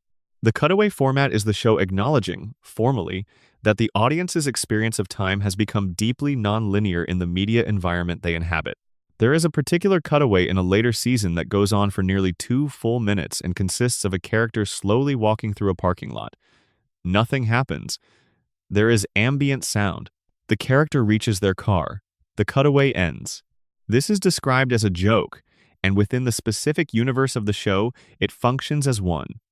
But it also functions as a kind of demonstration. A demonstration of what happens when you take the cutaway format, which is premised on the idea that the interruption contains something worth the interruption, and remove the content from it. What is left is just duration, just time passing without event. The show is asking whether you can feel the difference between this and what the cutaway usually provides, and whether the answer to that question tells you something about what you have been accepting as entertainment. The Conway Twitty gag is the most extreme version of this experiment. When the show cuts to a full, unedited Conway Twitty performance in lieu of comedy, it is taking the cutaway format to its logical terminus. The cutaway has no joke. The interruption contains only the interruption. The audience waits and the song plays, and nothing happens except time and music and the slow dawning realization that the show has, temporarily, stopped trying to be funny and has simply decided to use the minutes. This is either deeply annoying or deeply interesting, and what determines which experience you have is entirely a function of whether you are watching for the jokes or watching for what the show is saying about the jokes. The formal argument the cutaway format makes is the same argument that the show makes in its content. That fragmentation has become not just tolerated but expected. That the capacity to interrupt yourself, to leave a thing mid-sentence and come back to it later having been somewhere else entirely, is what modern consciousness has become. And that this development is neither entirely good nor entirely bad. It is just what is true. And what is true needs to be looked at directly, even when it is uncomfortable, especially when it is uncomfortable. The broader implication of the cutaway as confession reading is that Family Guy was not simply adopting a format that happened to be convenient. It was mirroring its audience back at themselves in real time. The show premiered in 1999. the same year that Napster launched and fundamentally changed how people consumed music, the same year that Google was incorporated and began its reorganization of how people accessed information, the same year that The Sopranos premiered and began television's transformation into a medium capable of sustained, long-form narrative complexity. The cultural moment of 1999 was a hinge point, and Family Guy was born on the hinge. It was a show that was simultaneously old media and new media, both a traditional broadcast sitcom and a clip-based entertainment product perfectly suited to the emerging internet culture of the early 2000s. The cutaway format was what made Family Guy navigable in both contexts. In the traditional viewing environment, the cutaways were a bonus, a surprise, an interruption that added value to a story you were already following.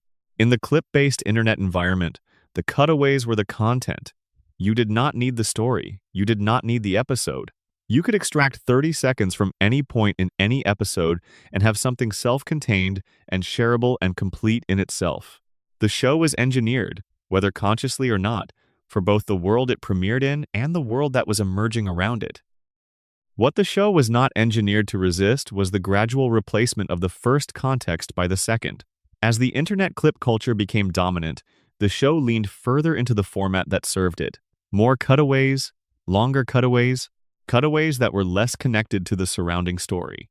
The confession became louder and the story became quieter, until in some later episodes the story had become nearly vestigial, a thin connective tissue whose primary function was to give the characters a reason to be in the same room before the next interruption. The dark message in all of this is not a message directed at the show. It is a message directed at what the show reveals about us. About the kind of entertainment we migrated toward as the media environment fragmented. About what it means that the format perfectly suited to interrupted, non-linear, context-free consumption became the dominant format of one of the most watched television shows of the past 25 years. The show is a mirror, and the cutaway format is the show holding up the mirror and saying, "Look at how you watch. Look at how you process. Look at what you have decided to call enough." Section 9. The predictions and the pattern. Did the show see something we did not? Every few months, some corner of the internet rediscovers that Family Guy predicted something. A screenshot circulates. The cutaway is pulled out of context. People share it with a combination of excitement and unease. The Boston Marathon bombing, Caitlyn Jenner's transition, Kevin Spacey, the COVID-19 quarantine cycle, even certain Middle Eastern news headlines. The list is genuinely strange and it keeps getting longer. The explanation that most people reach for is the fun one. The show's writers are psychic or are being fed classified information or are somehow connected to a larger pattern of foreknowledge that remains unexplained. This explanation is appealing because it is simple and because it adds a frisson of conspiracy to something that already has an edge. The more accurate explanation is more interesting and less supernatural, but it requires engaging seriously with what the show was actually doing when it generated these seemingly prescient moments. Family Guy's writers were not predicting the future. They were reading the present with unusual attention. The Caitlyn Jenner situation is the clearest example of this. The show referenced Bruce Jenner's gender in ways that seemed to anticipate the 2015 announcement years before it happened. But as multiple sources have noted, the Jenner transition was widely discussed within Hollywood and entertainment industry circles well before it became public knowledge. It was, in the language of those circles, an open secret. The show's writers were not seeing the future. They were accurately reporting on something that a specific community already knew, in a format that could deny any specific claim while making the point clearly enough for anyone who was paying attention. This is the pattern behind most of the show's predictions. They are not predictions in any meaningful sense. They are observations made by people who were paying very close attention to specific domains of culture, power, and behavior, expressed in a medium that allowed plausible deniability. The comedy format is perfect for this. You can make a joke about a powerful person's behavior and everyone who knows something they should not know will understand what you mean, while everyone else will simply laugh at the absurdity and move on. The Kevin Spacey cutaway from 2005, in which baby Stewie runs naked through a mall screaming that he has escaped from Kevin Spacey's basement, is the most striking example of this dynamic. In 2005, the allegations against Kevin Spacey were not public. They would not become public for over a decade. But the pattern of behavior that would eventually lead to those allegations was, in certain Hollywood circles, not unknown. The show made a joke that required no specific knowledge to be funny in the moment, and that would, years later, be recognized as something quite different. This is not the show predicting anything. This is the show demonstrating what happens when clever, well-connected writers make jokes about the open secrets of the world they inhabit. The medium allows them to say things that cannot be said directly. The comedy provides cover. The cutaway format, with its built-in deniability, "this is just a random joke" defense, is the perfect delivery system for information that exists but cannot quite be spoken. The Boston Marathon episode is different in kind from the others. A 2013 episode included a cutaway depicting Peter winning the Boston Marathon by driving his car through the crowd. This was not drawing on any hidden knowledge. The Boston Marathon is a large public event with enormous cultural visibility, and depicting Peter disrupting it in his characteristic way was a fairly obvious comedic choice. The tragedy that happened in April 2013, just weeks after the episode aired, was not predicted. It was a coincidence of the kind that becomes significant only in retrospect, when humans apply pattern recognition to experiences that had no narrative connection in real time. But the broader pattern, the way the show kept seeming to see things before they became visible, is worth taking seriously even if the supernatural explanation is discarded. What it reveals is something about the cultural position the show occupied. Family Guy was not simply entertainment.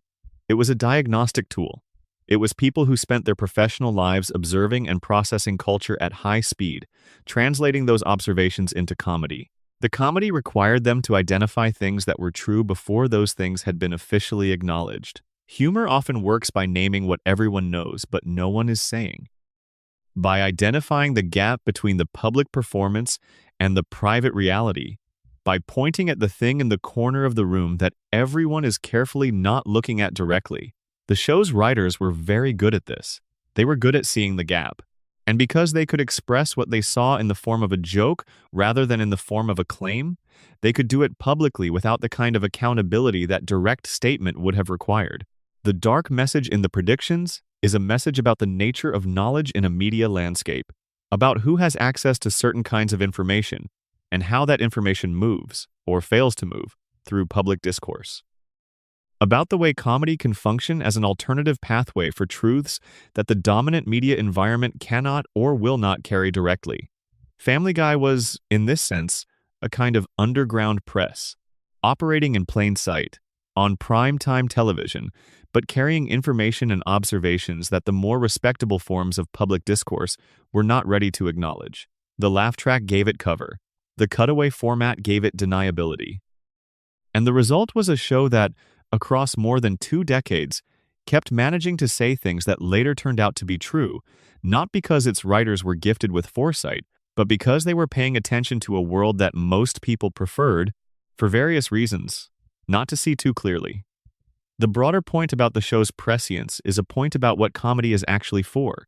Comedy has historically occupied a specific cultural function that more serious forms of discourse have not always been permitted to occupy.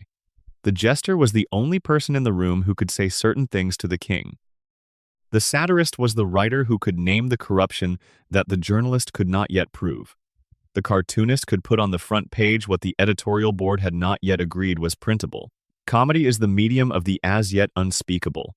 It exists at the edge of what the culture is prepared to acknowledge, and when it works, it pulls things from that edge into the center of conversation. Family Guy has worked this function across its entire run. The show has made jokes about the pharmaceutical industry's relationship to American medicine that predate any sustained mainstream media attention to that relationship. It has made jokes about the specific mechanics of political corruption that have since been demonstrated in detail. It has made jokes about the way that powerful men in entertainment protect each other from accountability that the industry was not prepared to address publicly for another decade. None of this required supernatural ability.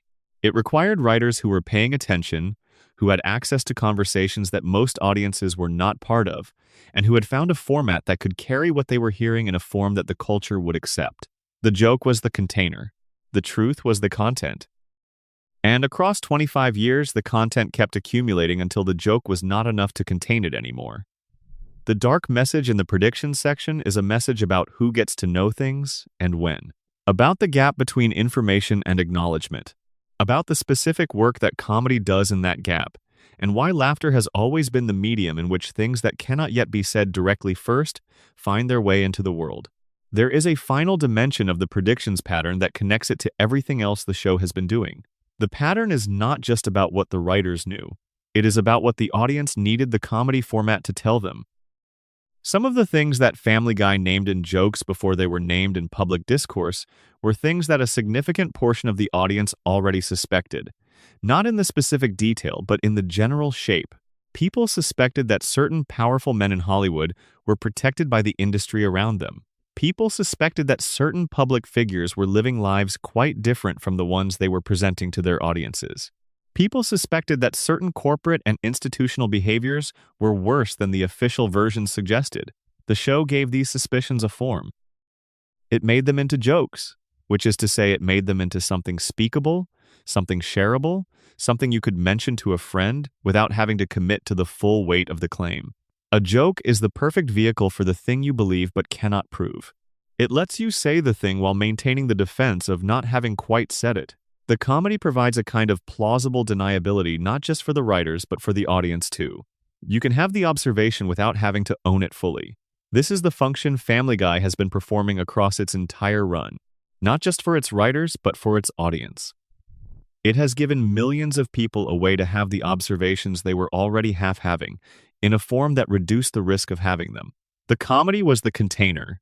The audience's already forming sense that certain things were true was the content. The show provided the form in which that content could circulate. This is what the predictions were actually predicting, not specific events. The show's audience's readiness to hear specific truths. And that readiness, it turns out, was there long before the official acknowledgement arrived. Section 10. The Griffin House. As America architecture of a broken dream. 31 Spooner Street, wherever it may be located in the fictional geography of Rhode Island, is a house. A fairly large house with a colonial exterior and a back garden and a kitchen and a living room with a television and a staircase leading to bedrooms. It is, architecturally, the house of middle-class aspiration. The house that represents arrival in the America of the post-war dream. Steady job, comfortable home, family, neighborhood, the whole arrangement. The show never lets you forget that this house, and everything it represents, is in a constant state of barely managed collapse. The physical world of Family Guy is one of the show's most under-examined satirical elements. The town of Quahog is a portrait of American suburbia, rendered with the kind of loving detail that conceals enormous contempt.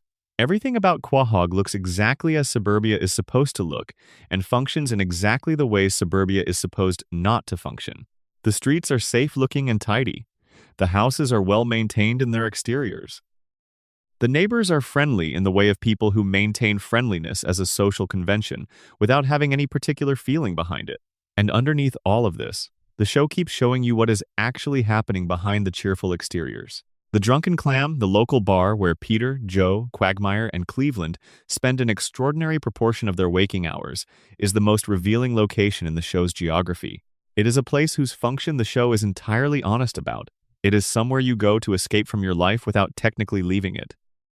The men who drink at the Drunken Clam are not there because they enjoy alcohol in the simple hedonistic sense, though they do enjoy it.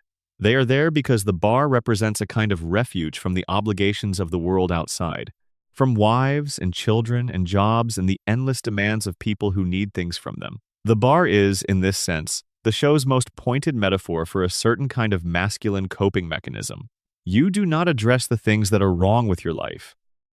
You build a parallel life that sits alongside the actual life and functions as its shadow world, a world where you are not a failing father or an inadequate provider or a man whose wife is more capable than he is.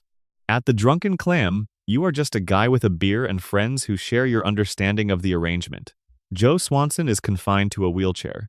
Quagmire is, by any reasonable definition, a serial predator of women. Cleveland is a fundamentally decent person, surrounded by people who are not Peter, is Peter. These are the men who define the social world of Quahog's Spooner Street neighborhood. And the bar is the environment in which they are all, temporarily, at their most comfortable. The women in these men's lives exist, the show makes clear, primarily in opposition to the Drunken Clam. They are the reason the men cannot always go. They are the obligation that pulls back against the escape. This dynamic is presented as comedy, but is structurally the same as something you would find in a much less comfortable kind of story. The story of people who have built their lives around avoidance and who have made an unspoken deal with each other to maintain the avoidance indefinitely. The Griffin House itself is the show's most sustained metaphor for the American dream in a state of lived-in entropy. It is nice enough. It is presentable enough. It is exactly the house you are supposed to want, and exactly the house that, once you have it, reveals itself to be a place where the same arguments happen in different rooms and the same problems solve themselves in temporary ways, before returning in slightly modified form. The living room with its enormous television is particularly loaded. The television is always on in the Griffin House. It is the background radiation of their domestic life, present in nearly every scene that takes place in the living room, shaping the atmosphere even when no one is watching it directly. This is not an accident. MacFarlane is making an observation about the centrality of media to the American domestic experience. The television is not just entertainment in the Griffin household. It is the organizing principle of the family's time. It is what they gather around. It is how they understand the world. It is, in a very real sense, the family's fourth wall. The show's attitude toward this television-centeredness is complicated. Family Guy exists because television exists, and it cannot afford to be too critical of the medium that gives it life. But the show consistently depicts the Griffin family's television consumption as part of the same general pattern of avoidance that defines everything else about how they live. The television keeps Peter from having to engage with Lois. It keeps Lois from having to engage with Peter. It keeps everyone from having to engage with the quieter, harder conversations that the house might otherwise demand. The neighborhood of Quahog is important too. The neighbors, the Swansons, and the other background characters who populate Spooner Street and its surroundings maintain the social infrastructure of suburb. They attend the same events. They belong to the same community organizations. They perform the same rituals of neighborliness. And they do all of this without any of them having a particularly deep or functional relationship with each other. They are neighbors in the contemporary American sense, people who live near each other and whose lives intersect without genuinely connecting. The show's satire of suburbia is not the kind that regards suburban life as simply stupid or beneath contempt. It is more interested in the specific bargains that suburbia asks people to make, and in what it costs people to make them. The bargain of the Griffin House is a bargain that millions of people in the real world are living right now. You get stability, a home, a neighborhood, a community of a kind. In exchange, you set aside a certain amount of who you are and what you might have become. You live in the house rather than in the life you imagined. You manage the gap between the two with whatever coping mechanisms are available, whether those are the drunken clam or the television or the specific kind of humor that makes everything into a joke before it can become a grief. 31. Spooner Street is America. Not all of America, but a very specific, very large piece of it.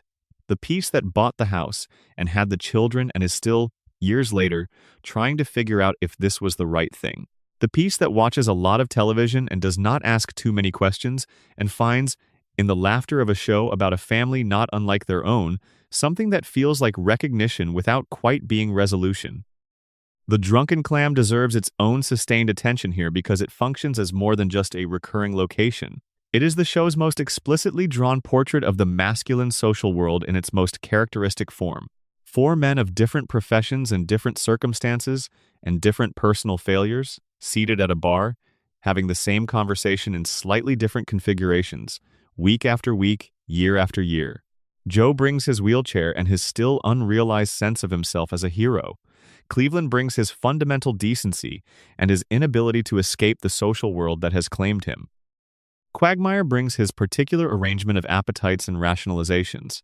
And Peter brings himself, which is to say he brings the gravitational center around which all of their evenings tend to orbit. The bar is presented warmly. The show clearly has affection for the drunken clam as a setting. The lighting is amber and comfortable, the same way bars and films are always lit when the point of the scene is belonging rather than warning. But the show is also honest about what the bar represents. It is the place where four men come to not be somewhere else. To not be home, not be at work, not be in the complicated terrain of their actual relationships and responsibilities. The bar is a pocket universe with its own rules, where the things that do not work outside it temporarily do not apply. And the fact that these four men spend so much time in this pocket universe is the show's steady, gentle, merciless observation about the gap between the life these men are supposed to be living and the life they are actually comfortable in. Rhode Island as a setting is also not accidental. MacFarlane's own roots in New England, his understanding of the specific social textures of that region, give the show's geographical imagination a specificity that generic suburbia would not provide. Rhode Island is the smallest state in the Union and has historically had a complicated relationship with its own sense of importance and ambition. It is a place that feels sometimes like it exists at the edge of the frame, visible but not quite the center of anything. The Griffins are a family at the edge of the frame too, not poor enough to be in crisis, not rich enough to be secure, not unusual enough to be interesting from the outside, not ordinary enough to be fully comfortable in their own skin. Rhode Island is exactly the right size for them. Small enough that they cannot get lost in it, not large enough to give them room to become something other than what they already are. The house at 31 Spooner Street absorbs everything the family does to it and persists. It is damaged and repaired, and damaged again and persists. It is the constant against which all the chaos measures itself. And in this, it is the show's most direct embodiment of the American domestic ideal. Durable, modest, present, making no dramatic claims about what it contains. Just a house, just a family, just the daily work of holding a life together that was not designed to hold together as well as everyone is pretending it does. The American dream that 31 Spooner Street represents is worth examining on its own terms, because the show has a very specific relationship with that mythology. The post-war American dream, the dream of a house and a yard and a car in the driveway, and children in the school and dinner on the table, was a product of a very specific historical moment. It emerged from the combination of the GI Bill and the expansion of the suburbs and the post-war economic boom that made homeownership accessible to a class of Americans who had never had it before. It was a real thing. It improved material conditions for millions of people. It also carried within it a set of assumptions about who those people were and what their lives were supposed to look like that have been slowly collapsing under their own weight for the last 50 years. Peter Griffin is the product of that dream in exactly the way the dream did not intend. He has the house. He has the wife and the children and the job and the neighbors. He has the external form of the thing. But the substance of it, the warmth and security and deep mutual care that the dream implied along with the house and the yard, is largely absent. The form remains while the content has drained away. And the show observes that this draining process is not a personal failure of the Griffin family specifically. It is what happened to the dream more broadly, as the historical conditions that produced it shifted, and the ideology outlasted the material reality that had briefly made it attainable. The neighborhood is the show's way of making this point at a social scale. Spooner Street is a neighborhood of people who are all, in various ways, living with the same discrepancy. Joe Swanson has the house and the police career and the wife, but his marriage has deteriorated, and his sense of himself as a man has been eroded by his disability in ways the show keeps returning to. Quagmire has the house and the career but no family, which in the logic of the dream makes him a man who has failed the test, though the show treats his bachelor life as a source of comedy rather than pathos. Cleveland had the house and the family and then lost both and had to rebuild in another city entirely. The street is populated by people who are, in their various ways, all managing the same fundamental disappointment. The realization that having the forms of the good life does not automatically produce the substance of it. This is the dark heart of the show's satire of suburbia. It is not simply that suburbia is boring or conformist or aesthetically homogeneous. Those are easy criticisms, and Family Guy is not interested in easy criticisms. The more interesting critique is that the suburban promise, the specific set of things that suburban life was supposed to provide, has a systematic tendency to deliver the container while withholding the content. You get the house but not the home. You get the family but not the intimacy. You get the neighborhood but not the community. You get the forms of belonging without the experience of actually belonging. This gap between form and content is, of course, the same gap the show finds everywhere.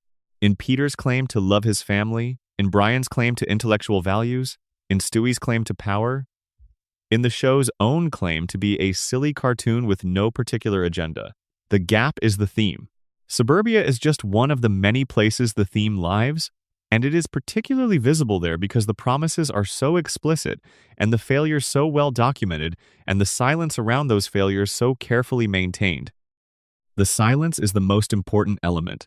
Spooner Street is a quiet street, not loud quiet, in the way of genuinely peaceful places. Quiet, quiet, in the way of places where the social understanding is that certain things are not spoken of, where you wave to your neighbors and maintain the forms of friendliness and do not ask questions that would require honest answers, where the conventional surfaces of domestic life are kept polished, not because life behind them is going well, but because showing that it is not going well would disrupt the arrangement that everyone has tacitly agreed to maintain.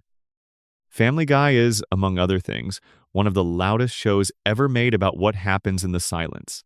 The dark comedy engine laughing so you do not have to feel. There is a moment in human experience that comedians understand very well and that psychologists have studied at length. The moment when a laugh escapes you at exactly the wrong time. At a funeral, at a crisis, at someone else's pain, the laugh is real. You do not manufacture it. It comes out of you without permission. And the reason it comes is that laughter is, at its most fundamental level, a release valve. It is the body's response to tension that has become too high to sustain in its current form. Dark comedy, the kind that Family Guy has traded in since its first episode, works on exactly this mechanism. It takes things that produce tension, things that produce discomfort or grief or fear or outrage, and it finds the angle from which they can be approached that releases the tension through laughter rather than through any other emotional response. The result is something that is genuinely funny and simultaneously genuinely disturbing, because the release that comes with the laugh does not actually resolve the underlying tension. It just vents some of it so the container can be refilled. This is how Family Guy works. This is the engine of it. And understanding how the engine works tells you something important about both the show and about the audience that has been watching it for 25 years. The show presents things that should, by any reasonable moral accounting, be deeply troubling. The way Peter treats his family, the sustained abuse of Meg, the cultural insensitivity that surfaces in cutaways and storylines, the casual dismissal of suffering that becomes a kind of running aesthetic principle, and the audience laughs at these things. The laughter is real. The show is genuinely funny. But what the audience is doing when it laughs is not approving of what it sees. What the audience is doing is discharging the discomfort that comes from recognizing these things as true.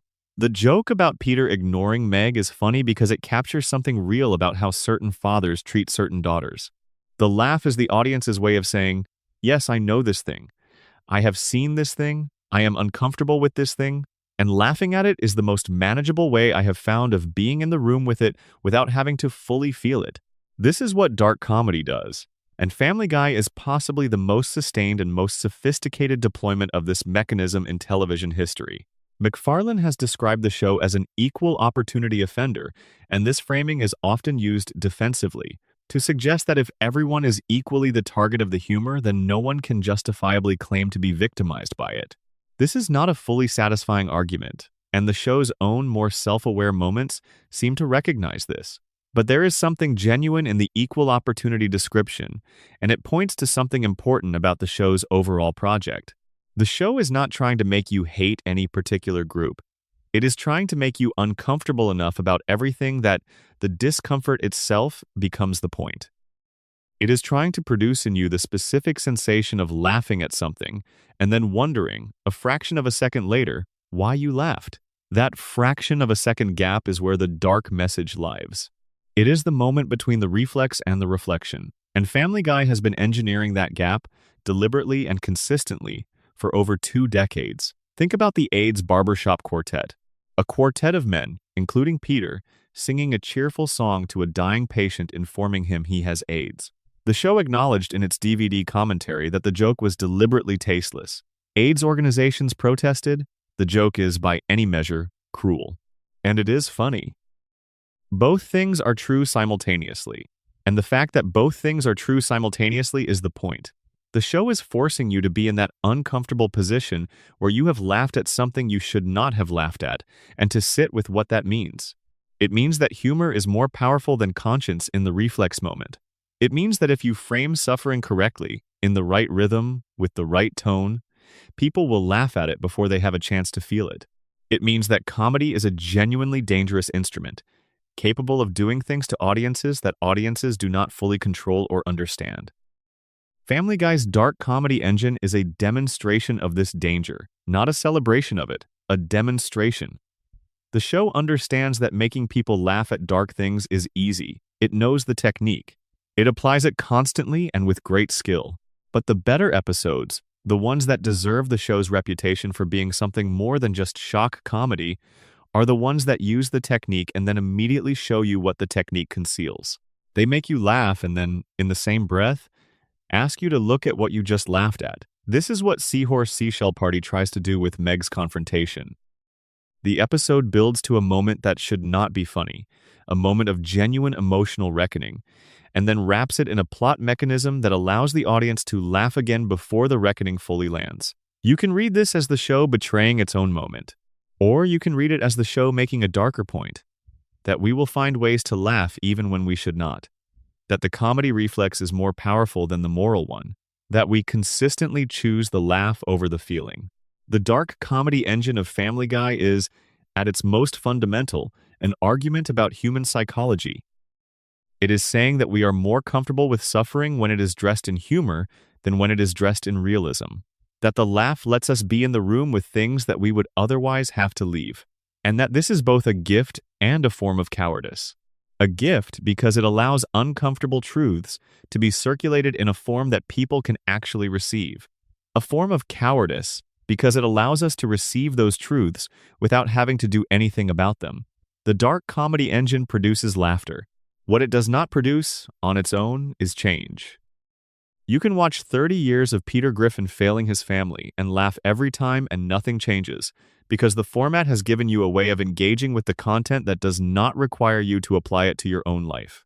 This is the limitation of dark comedy as a form of social critique, and Family Guy, to its credit, seems to be aware of this limitation. It has, in various episodes and various moments, tried to use the comedy to push through to something that requires more of its audience than just a laugh. Whether it has succeeded is a question that anyone who has watched the show seriously has to answer for themselves. The relationship between dark comedy and social awareness is one that scholars have studied with genuine seriousness. The work of Peter Berger on humor and the social order, the work of Joanne Gilbert on marginalized comedy, the general body of research on what gets called relief theory and incongruity theory in comedic scholarship, all of it circles around the same central observation. Laughter happens at the boundary between what we expect and what we get, between what the world is supposed to be and what it is, between the social performance and the social reality. Family Guy is one of the most aggressive explorations of that boundary in television history.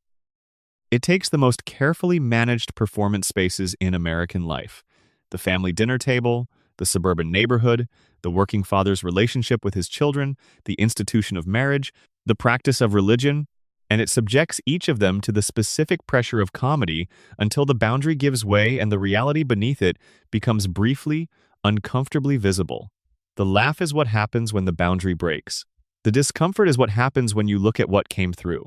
The show's longevity is itself a statement about this mechanism. 25 years is long enough for the show to have become part of the cultural environment it is commenting on.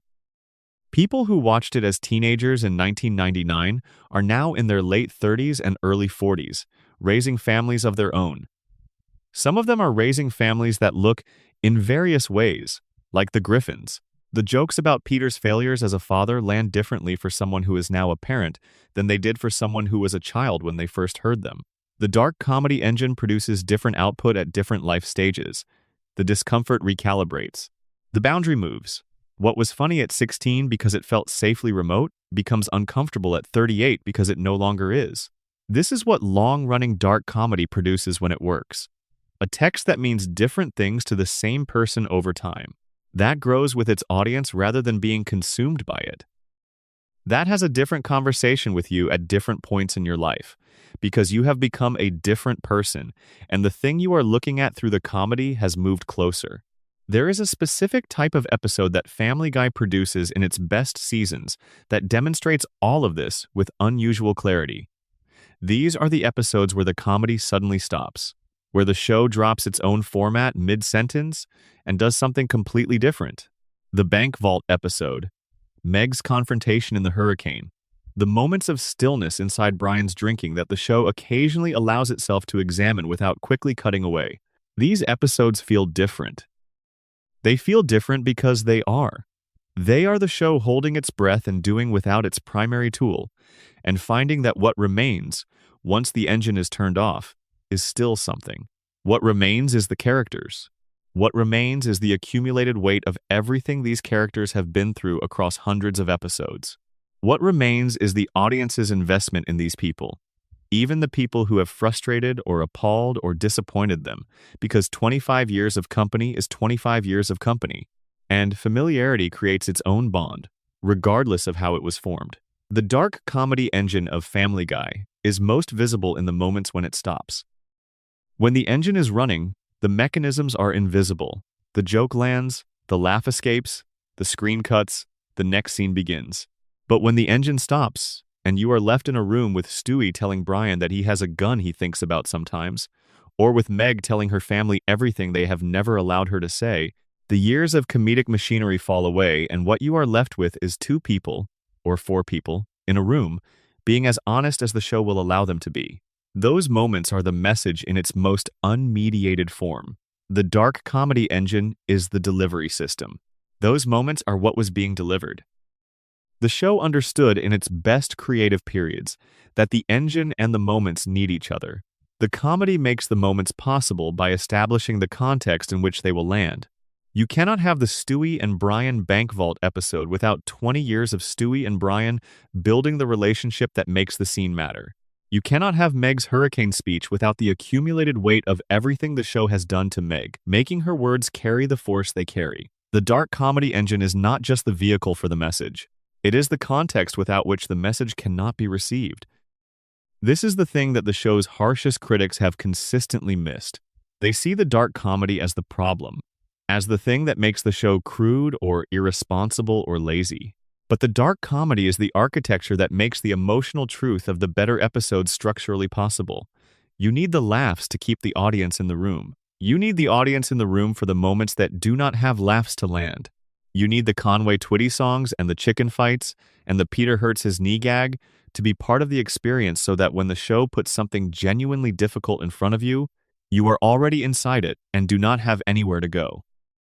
This is the dark comedy engine at its most sophisticated, not a machine for producing jokes, a machine for producing the conditions in which truth can be heard by people who would not have stayed in the room for the truth alone.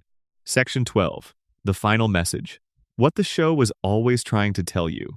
We have spent a long time in the quiet world of Quahog tonight, following the currents that run underneath the Griffin household, beneath the bar, beneath the cutaways, beneath the laugh track.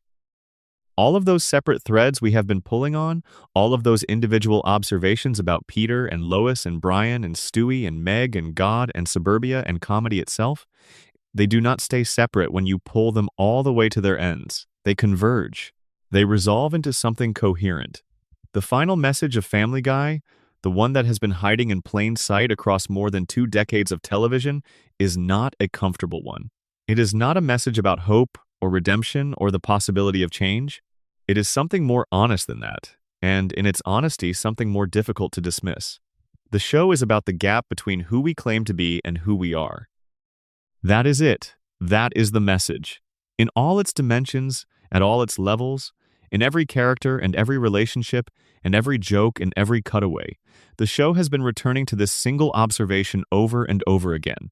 The gap between what we claim and what we do, between what we believe and how we live, between the self we present and the self we actually are at 3 a.m. when no one is watching. Peter Griffin claims to love his family. He does in some residual way that he cannot quite articulate. But the thing he calls love does not look like love when examined. It looks like ownership. It looks like need.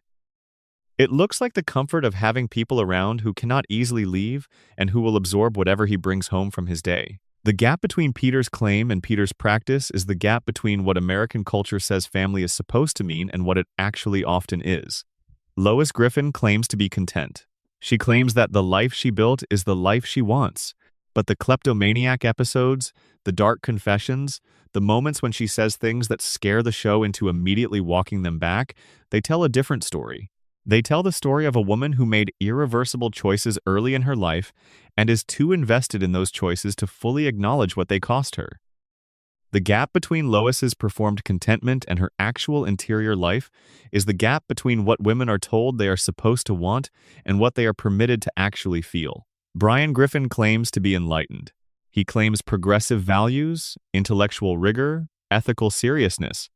But his behavior contradicts every claim he makes about himself. He does not live the values he espouses. He does not treat the people in his life with the dignity that his principles would demand. The gap between Brian's self-image and his reality is the gap between the cultural performance of liberal values and the actual practice of them. It is the show asking whether the progressivism you tweet about and the progressivism you live are the same thing. Stewie Griffin claims to be a villain, to want only power and domination and the destruction of his enemies. But in the episodes where the mask slips, where the real child underneath the performance is briefly visible, what you see is not a villain at all. You see a lonely person who has found that performance is the only form of self-protection that has ever reliably worked. The gap between Stewie's presented self and his actual self is the gap between the personas we construct as children to survive difficult environments and the people we might have been if those environments had been different. Meg Griffin claims nothing. She makes no false presentations about who she is. She is consistently, vulnerably, painfully herself. She is the only member of the Griffin family who has not built an elaborate performance around the gap between her claims and her reality, because she has never been given enough social capital to claim anything. She is the one character whose truth is always on the surface. And the show gives her, for that, the most punishment it can devise. This is the darkest observation of all. The show is suggesting that authenticity is penalized, that the members of the Griffin family who have the widest gap between their claims and their reality, who perform the most elaborate versions of themselves, who are the most skilled at managing the distance between what they say and what they do, are the ones who function most successfully in their social world. And the one member who does not perform that gap, who is simply who she is without theatrical elaboration, is the one the social world tears apart. This is not a message about the Griffin family. This is a message about social life as it is actually practiced. It is the observation that authenticity, genuine, unperformed, vulnerable authenticity, is not safe. That the world rewards performance and punishes sincerity. That the most dangerous thing you can do in a social environment is to be exactly who you are, without a buffer between your interior life and the people around you. Family Guy has been making this observation for 25 years, in the specific idiom of comedy, in the specific language of a cartoon about a ridiculous family in Rhode Island. It has made the observation imperfectly and inconsistently. It has sometimes contradicted itself. It has sometimes gotten lost in the spectacle and forgotten what it was supposed to be saying. But the message has been there, patient, persistent, running beneath every episode like the current beneath still water. The show that looked like it was about nothing, that looked like a collection of absurdist gags strung together by a thin plot, was actually about the most human thing there is. The distance between who you claim to be and who you are. The work it takes to maintain that distance.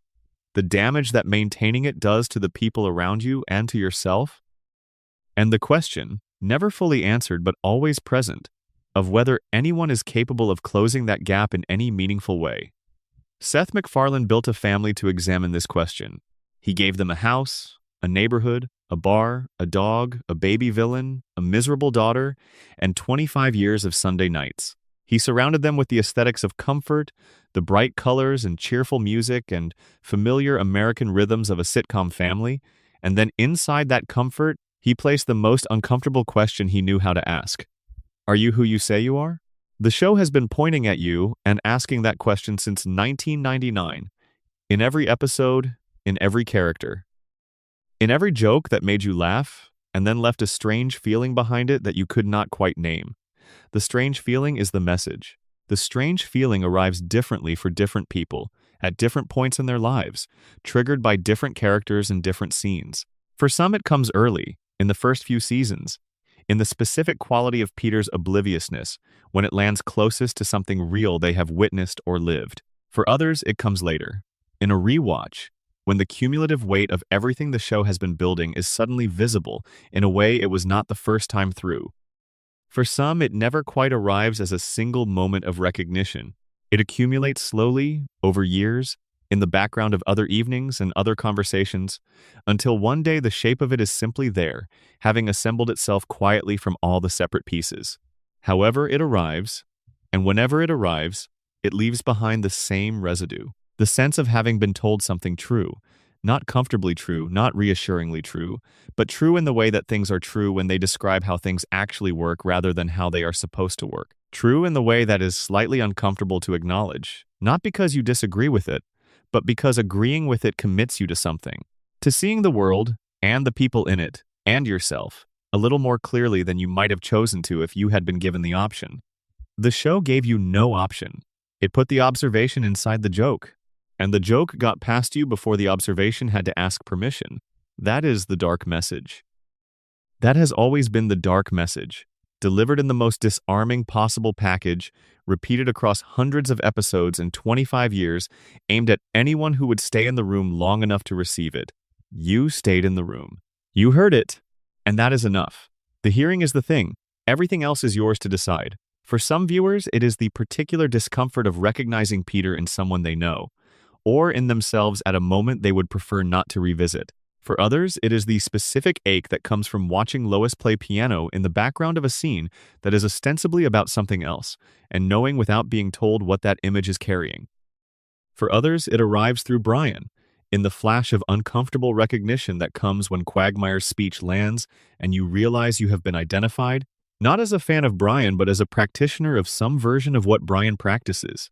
For others still, it is Meg, and the quiet, unwilling acknowledgement of some person or some version of a self that got assigned a role they did not choose and could not easily put down. The show has been leaving this feeling behind in people since 1999. It has scattered these moments across hundreds of episodes, some of which are otherwise not very good, some of which are brilliant front to back. It has left them in places you were not looking for them, in the middle of a cutaway, at the end of a scene you thought was just a gag, in the way a character looks at another character at the exact moment before the comedy moves on and covers it again. This is the discipline of the dark message, not to announce itself, not to be the reason you started watching, to wait until you were already in the room and comfortable, and then to move quietly through the space of your attention and leave something behind that was not there before. What do you do with this? That is the honest question at the end of all of it. The show provides no mechanism for answering it. It is not structured to produce action. It is structured to produce recognition. And recognition, while it is not sufficient on its own for anything to change, is the necessary precondition for everything. You cannot address a thing you cannot see. You cannot interrogate a thing you do not recognize. You cannot make different choices with relationships and communities and families unless you have a language for what the current choices are actually producing. Family Guy, imperfect and sometimes maddening and occasionally incoherent, has been building that vocabulary for 25 years. It has given people a shared language for certain kinds of dysfunction that otherwise do not have names. When someone says that a character has been Flanderized, they are using a word that emerged from the cultural conversation this show and its predecessors generated. When someone says that a family has its own Meg, they are using a framework the show helped produce. When someone recognizes the drunken clam pattern in their own social world, the way a group of people builds a shared space of avoidance and calls it friendship, they are using an insight the show encoded in amber and delivered over 25 years of Sunday nights. This is what the best art does, including the art that does not take itself entirely seriously and the art that wraps its most serious observations in the most unserious possible container. It expands the vocabulary you have for your own experience. It gives you words for things that were there before the words arrived. And the words, once you have them, do not go away. You cannot unlearn the framework. You cannot unsee the thing the story has shown you. The show you thought you were watching for the chicken fights and the cutaways has been, in the same breath, teaching you something about the architecture of the world you live in and the habits of the people inside it, yourself included. The dark message was never meant to be dark for its own sake. Darkness for its own sake is just a mood. What makes the darkness in Family Guy meaningful, in its best moments and in the accumulation of all its moments, is that it is always in service of something. The darkness is how the show illuminates. The joke is how it gets the light into the room. And the light, once it is in the room, reveals things that were always there. What you do with what has been revealed is, of course, entirely up to you. The show cannot make you act differently toward the people in your household. It cannot make you close the gap between your stated values and your lived ones. It cannot make Peter Griffin into a better father, or Brian Griffin into an honest man, or Stewie Griffin into a child who has been seen and recognized and given the room to be himself without a weapon in his hand. It can only show you these things in the most watchable form it has at its disposal and leave the rest to you. But having the image is not nothing. Having the vocabulary is not nothing. Having spent 25 years in the company of a family that keeps forcing you, through comedy, to look at things you would rather not look at is not nothing. Family Guy, underneath everything, is a show about consciousness, about the gap between the life we are performing and the life we are living, about the specific kind of courage it takes to look at that gap clearly, without flinching, and to decide what you want to do about it. It does not offer much help with the deciding, but it has been remarkably generous with the looking. The show has been running for long enough now that it has become part of the furniture of American cultural life in a way that very few television programs manage to achieve. It is not simply a show that people watch. It is a show that people have grown up with. People who were children when it premiered are now adults with children of their own.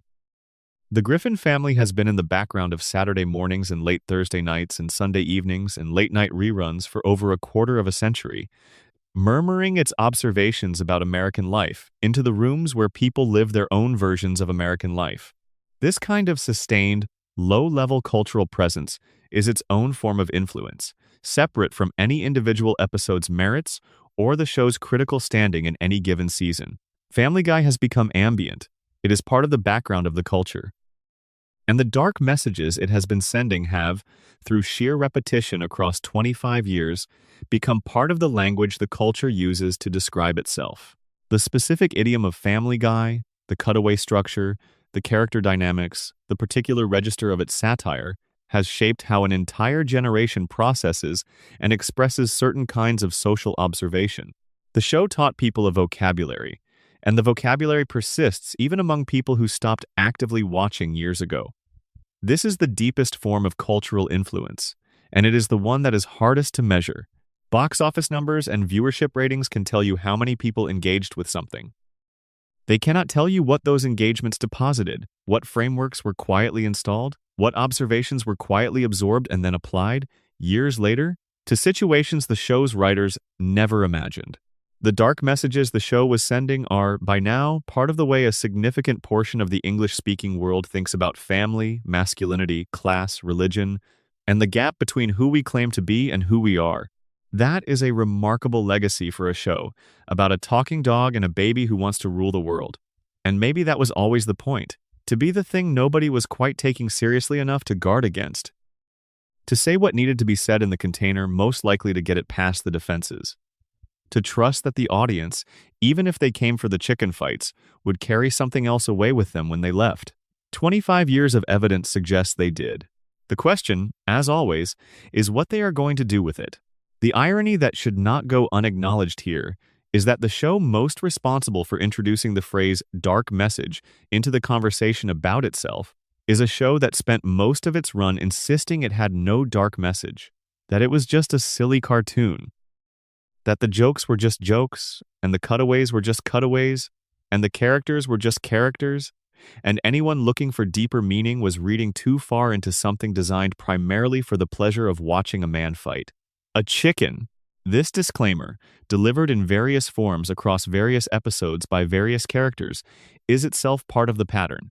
It is the show doing what its characters do, claiming one thing while doing another, performing a version of itself designed to keep you from looking too closely at what was actually happening. The disclaimer is not the show being honest. The disclaimer is the show being most perfectly itself. It is Peter Griffin insisting he is a good father while standing in the wreckage of everything he has just done. It is Brian Griffin explaining why literature matters while his novel sits unread in a drawer. It is the cutaway that says, "This is nothing. Look away, there is nothing to see here," right before the thing you were not supposed to see appears in the frame. The show has been hiding its dark messages in plain sight for 25 years. Behind the disclaimer, behind the laugh, behind the chicken fight, behind the cheerful theme song and the familiar family, and the amber light of the drunken clam. The messages were always there. They always will have been there. Everything that has been said tonight was already in the show before tonight. The show just needed someone to say it back. And that, in the end, is the message. The whole message. The one that has been hiding in the jokes and the cutaways and the domestic chaos of 31 Spooner Street since before the millennium turned. Look clearly at the family, at the bar, at the piano that does not get played, at the daughter who absorbs everything and asks for nothing, at the dog who knows the right words and does not live by them, at the baby who built weapons because weapons were the only thing that felt like safety. Look clearly at all of it. And then look at whatever in your own life holds the same shape, the same gap, the same distance between the claim and the practice. The show cannot close that gap for you, but it has spent a very long time making sure you know it exists. And maybe that was always the point. Family Guy ran for over 25 years not because it was simply entertaining, though it often was. It ran because it had something real to say and enough comedic skill to say it in a form people could receive. It ran because the dark messages it was sending were not messages people could find anywhere else on television, delivered with the same combination of accessibility and depth. The show is flawed. Deeply, sometimes frustratingly flawed. It has been inconsistent and cruel, and occasionally incoherent. It has used its own satirical ambitions as cover for things that had no satirical ambition at all. It has made jokes it should not have made, and failed to make points it should have made more clearly.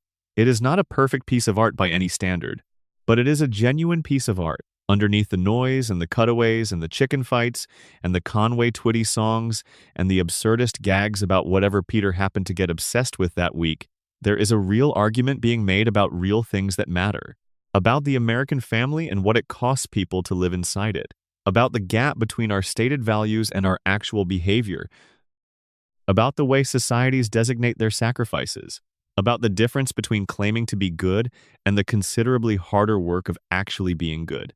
This is the thing about dark messages carried inside comedy. They outlast the comedy. The jokes age. The cultural references become dated. The celebrity cutaways that landed perfectly in 2006 require explanation by 2026. But the observations underneath the jokes do not age in the same way. They remain relevant because the conditions that produce them remain in place. The American family is still having the same arguments in different rooms. The gap between stated values and lived behavior is still the defining tension of liberal culture. The scapegoat mechanism is still running in families and communities and institutions. The inherited frameworks of gender and class and religion are still doing their quiet damage on the people inside them. The show will eventually stop making new episodes. The observations will not stop being true. You have been watching this argument for 2 decades, perhaps without quite realizing it. The argument was always there. It was dressed in comedy so you would stay in the room with it. And now, at the end of all of this, having traveled through all of the dark currents that run beneath the surface of a show that has been with us since before the millennium, the question it leaves you with is probably the same question Seth MacFarlane has been asking of himself and of his audience since the beginning. What do you do with a message once you have heard it? What do you do with the gap once you can see it? The show does not give you the answer. It never quite manages to give you the answer, but it has spent a very long time making sure you cannot pretend the question does not exist.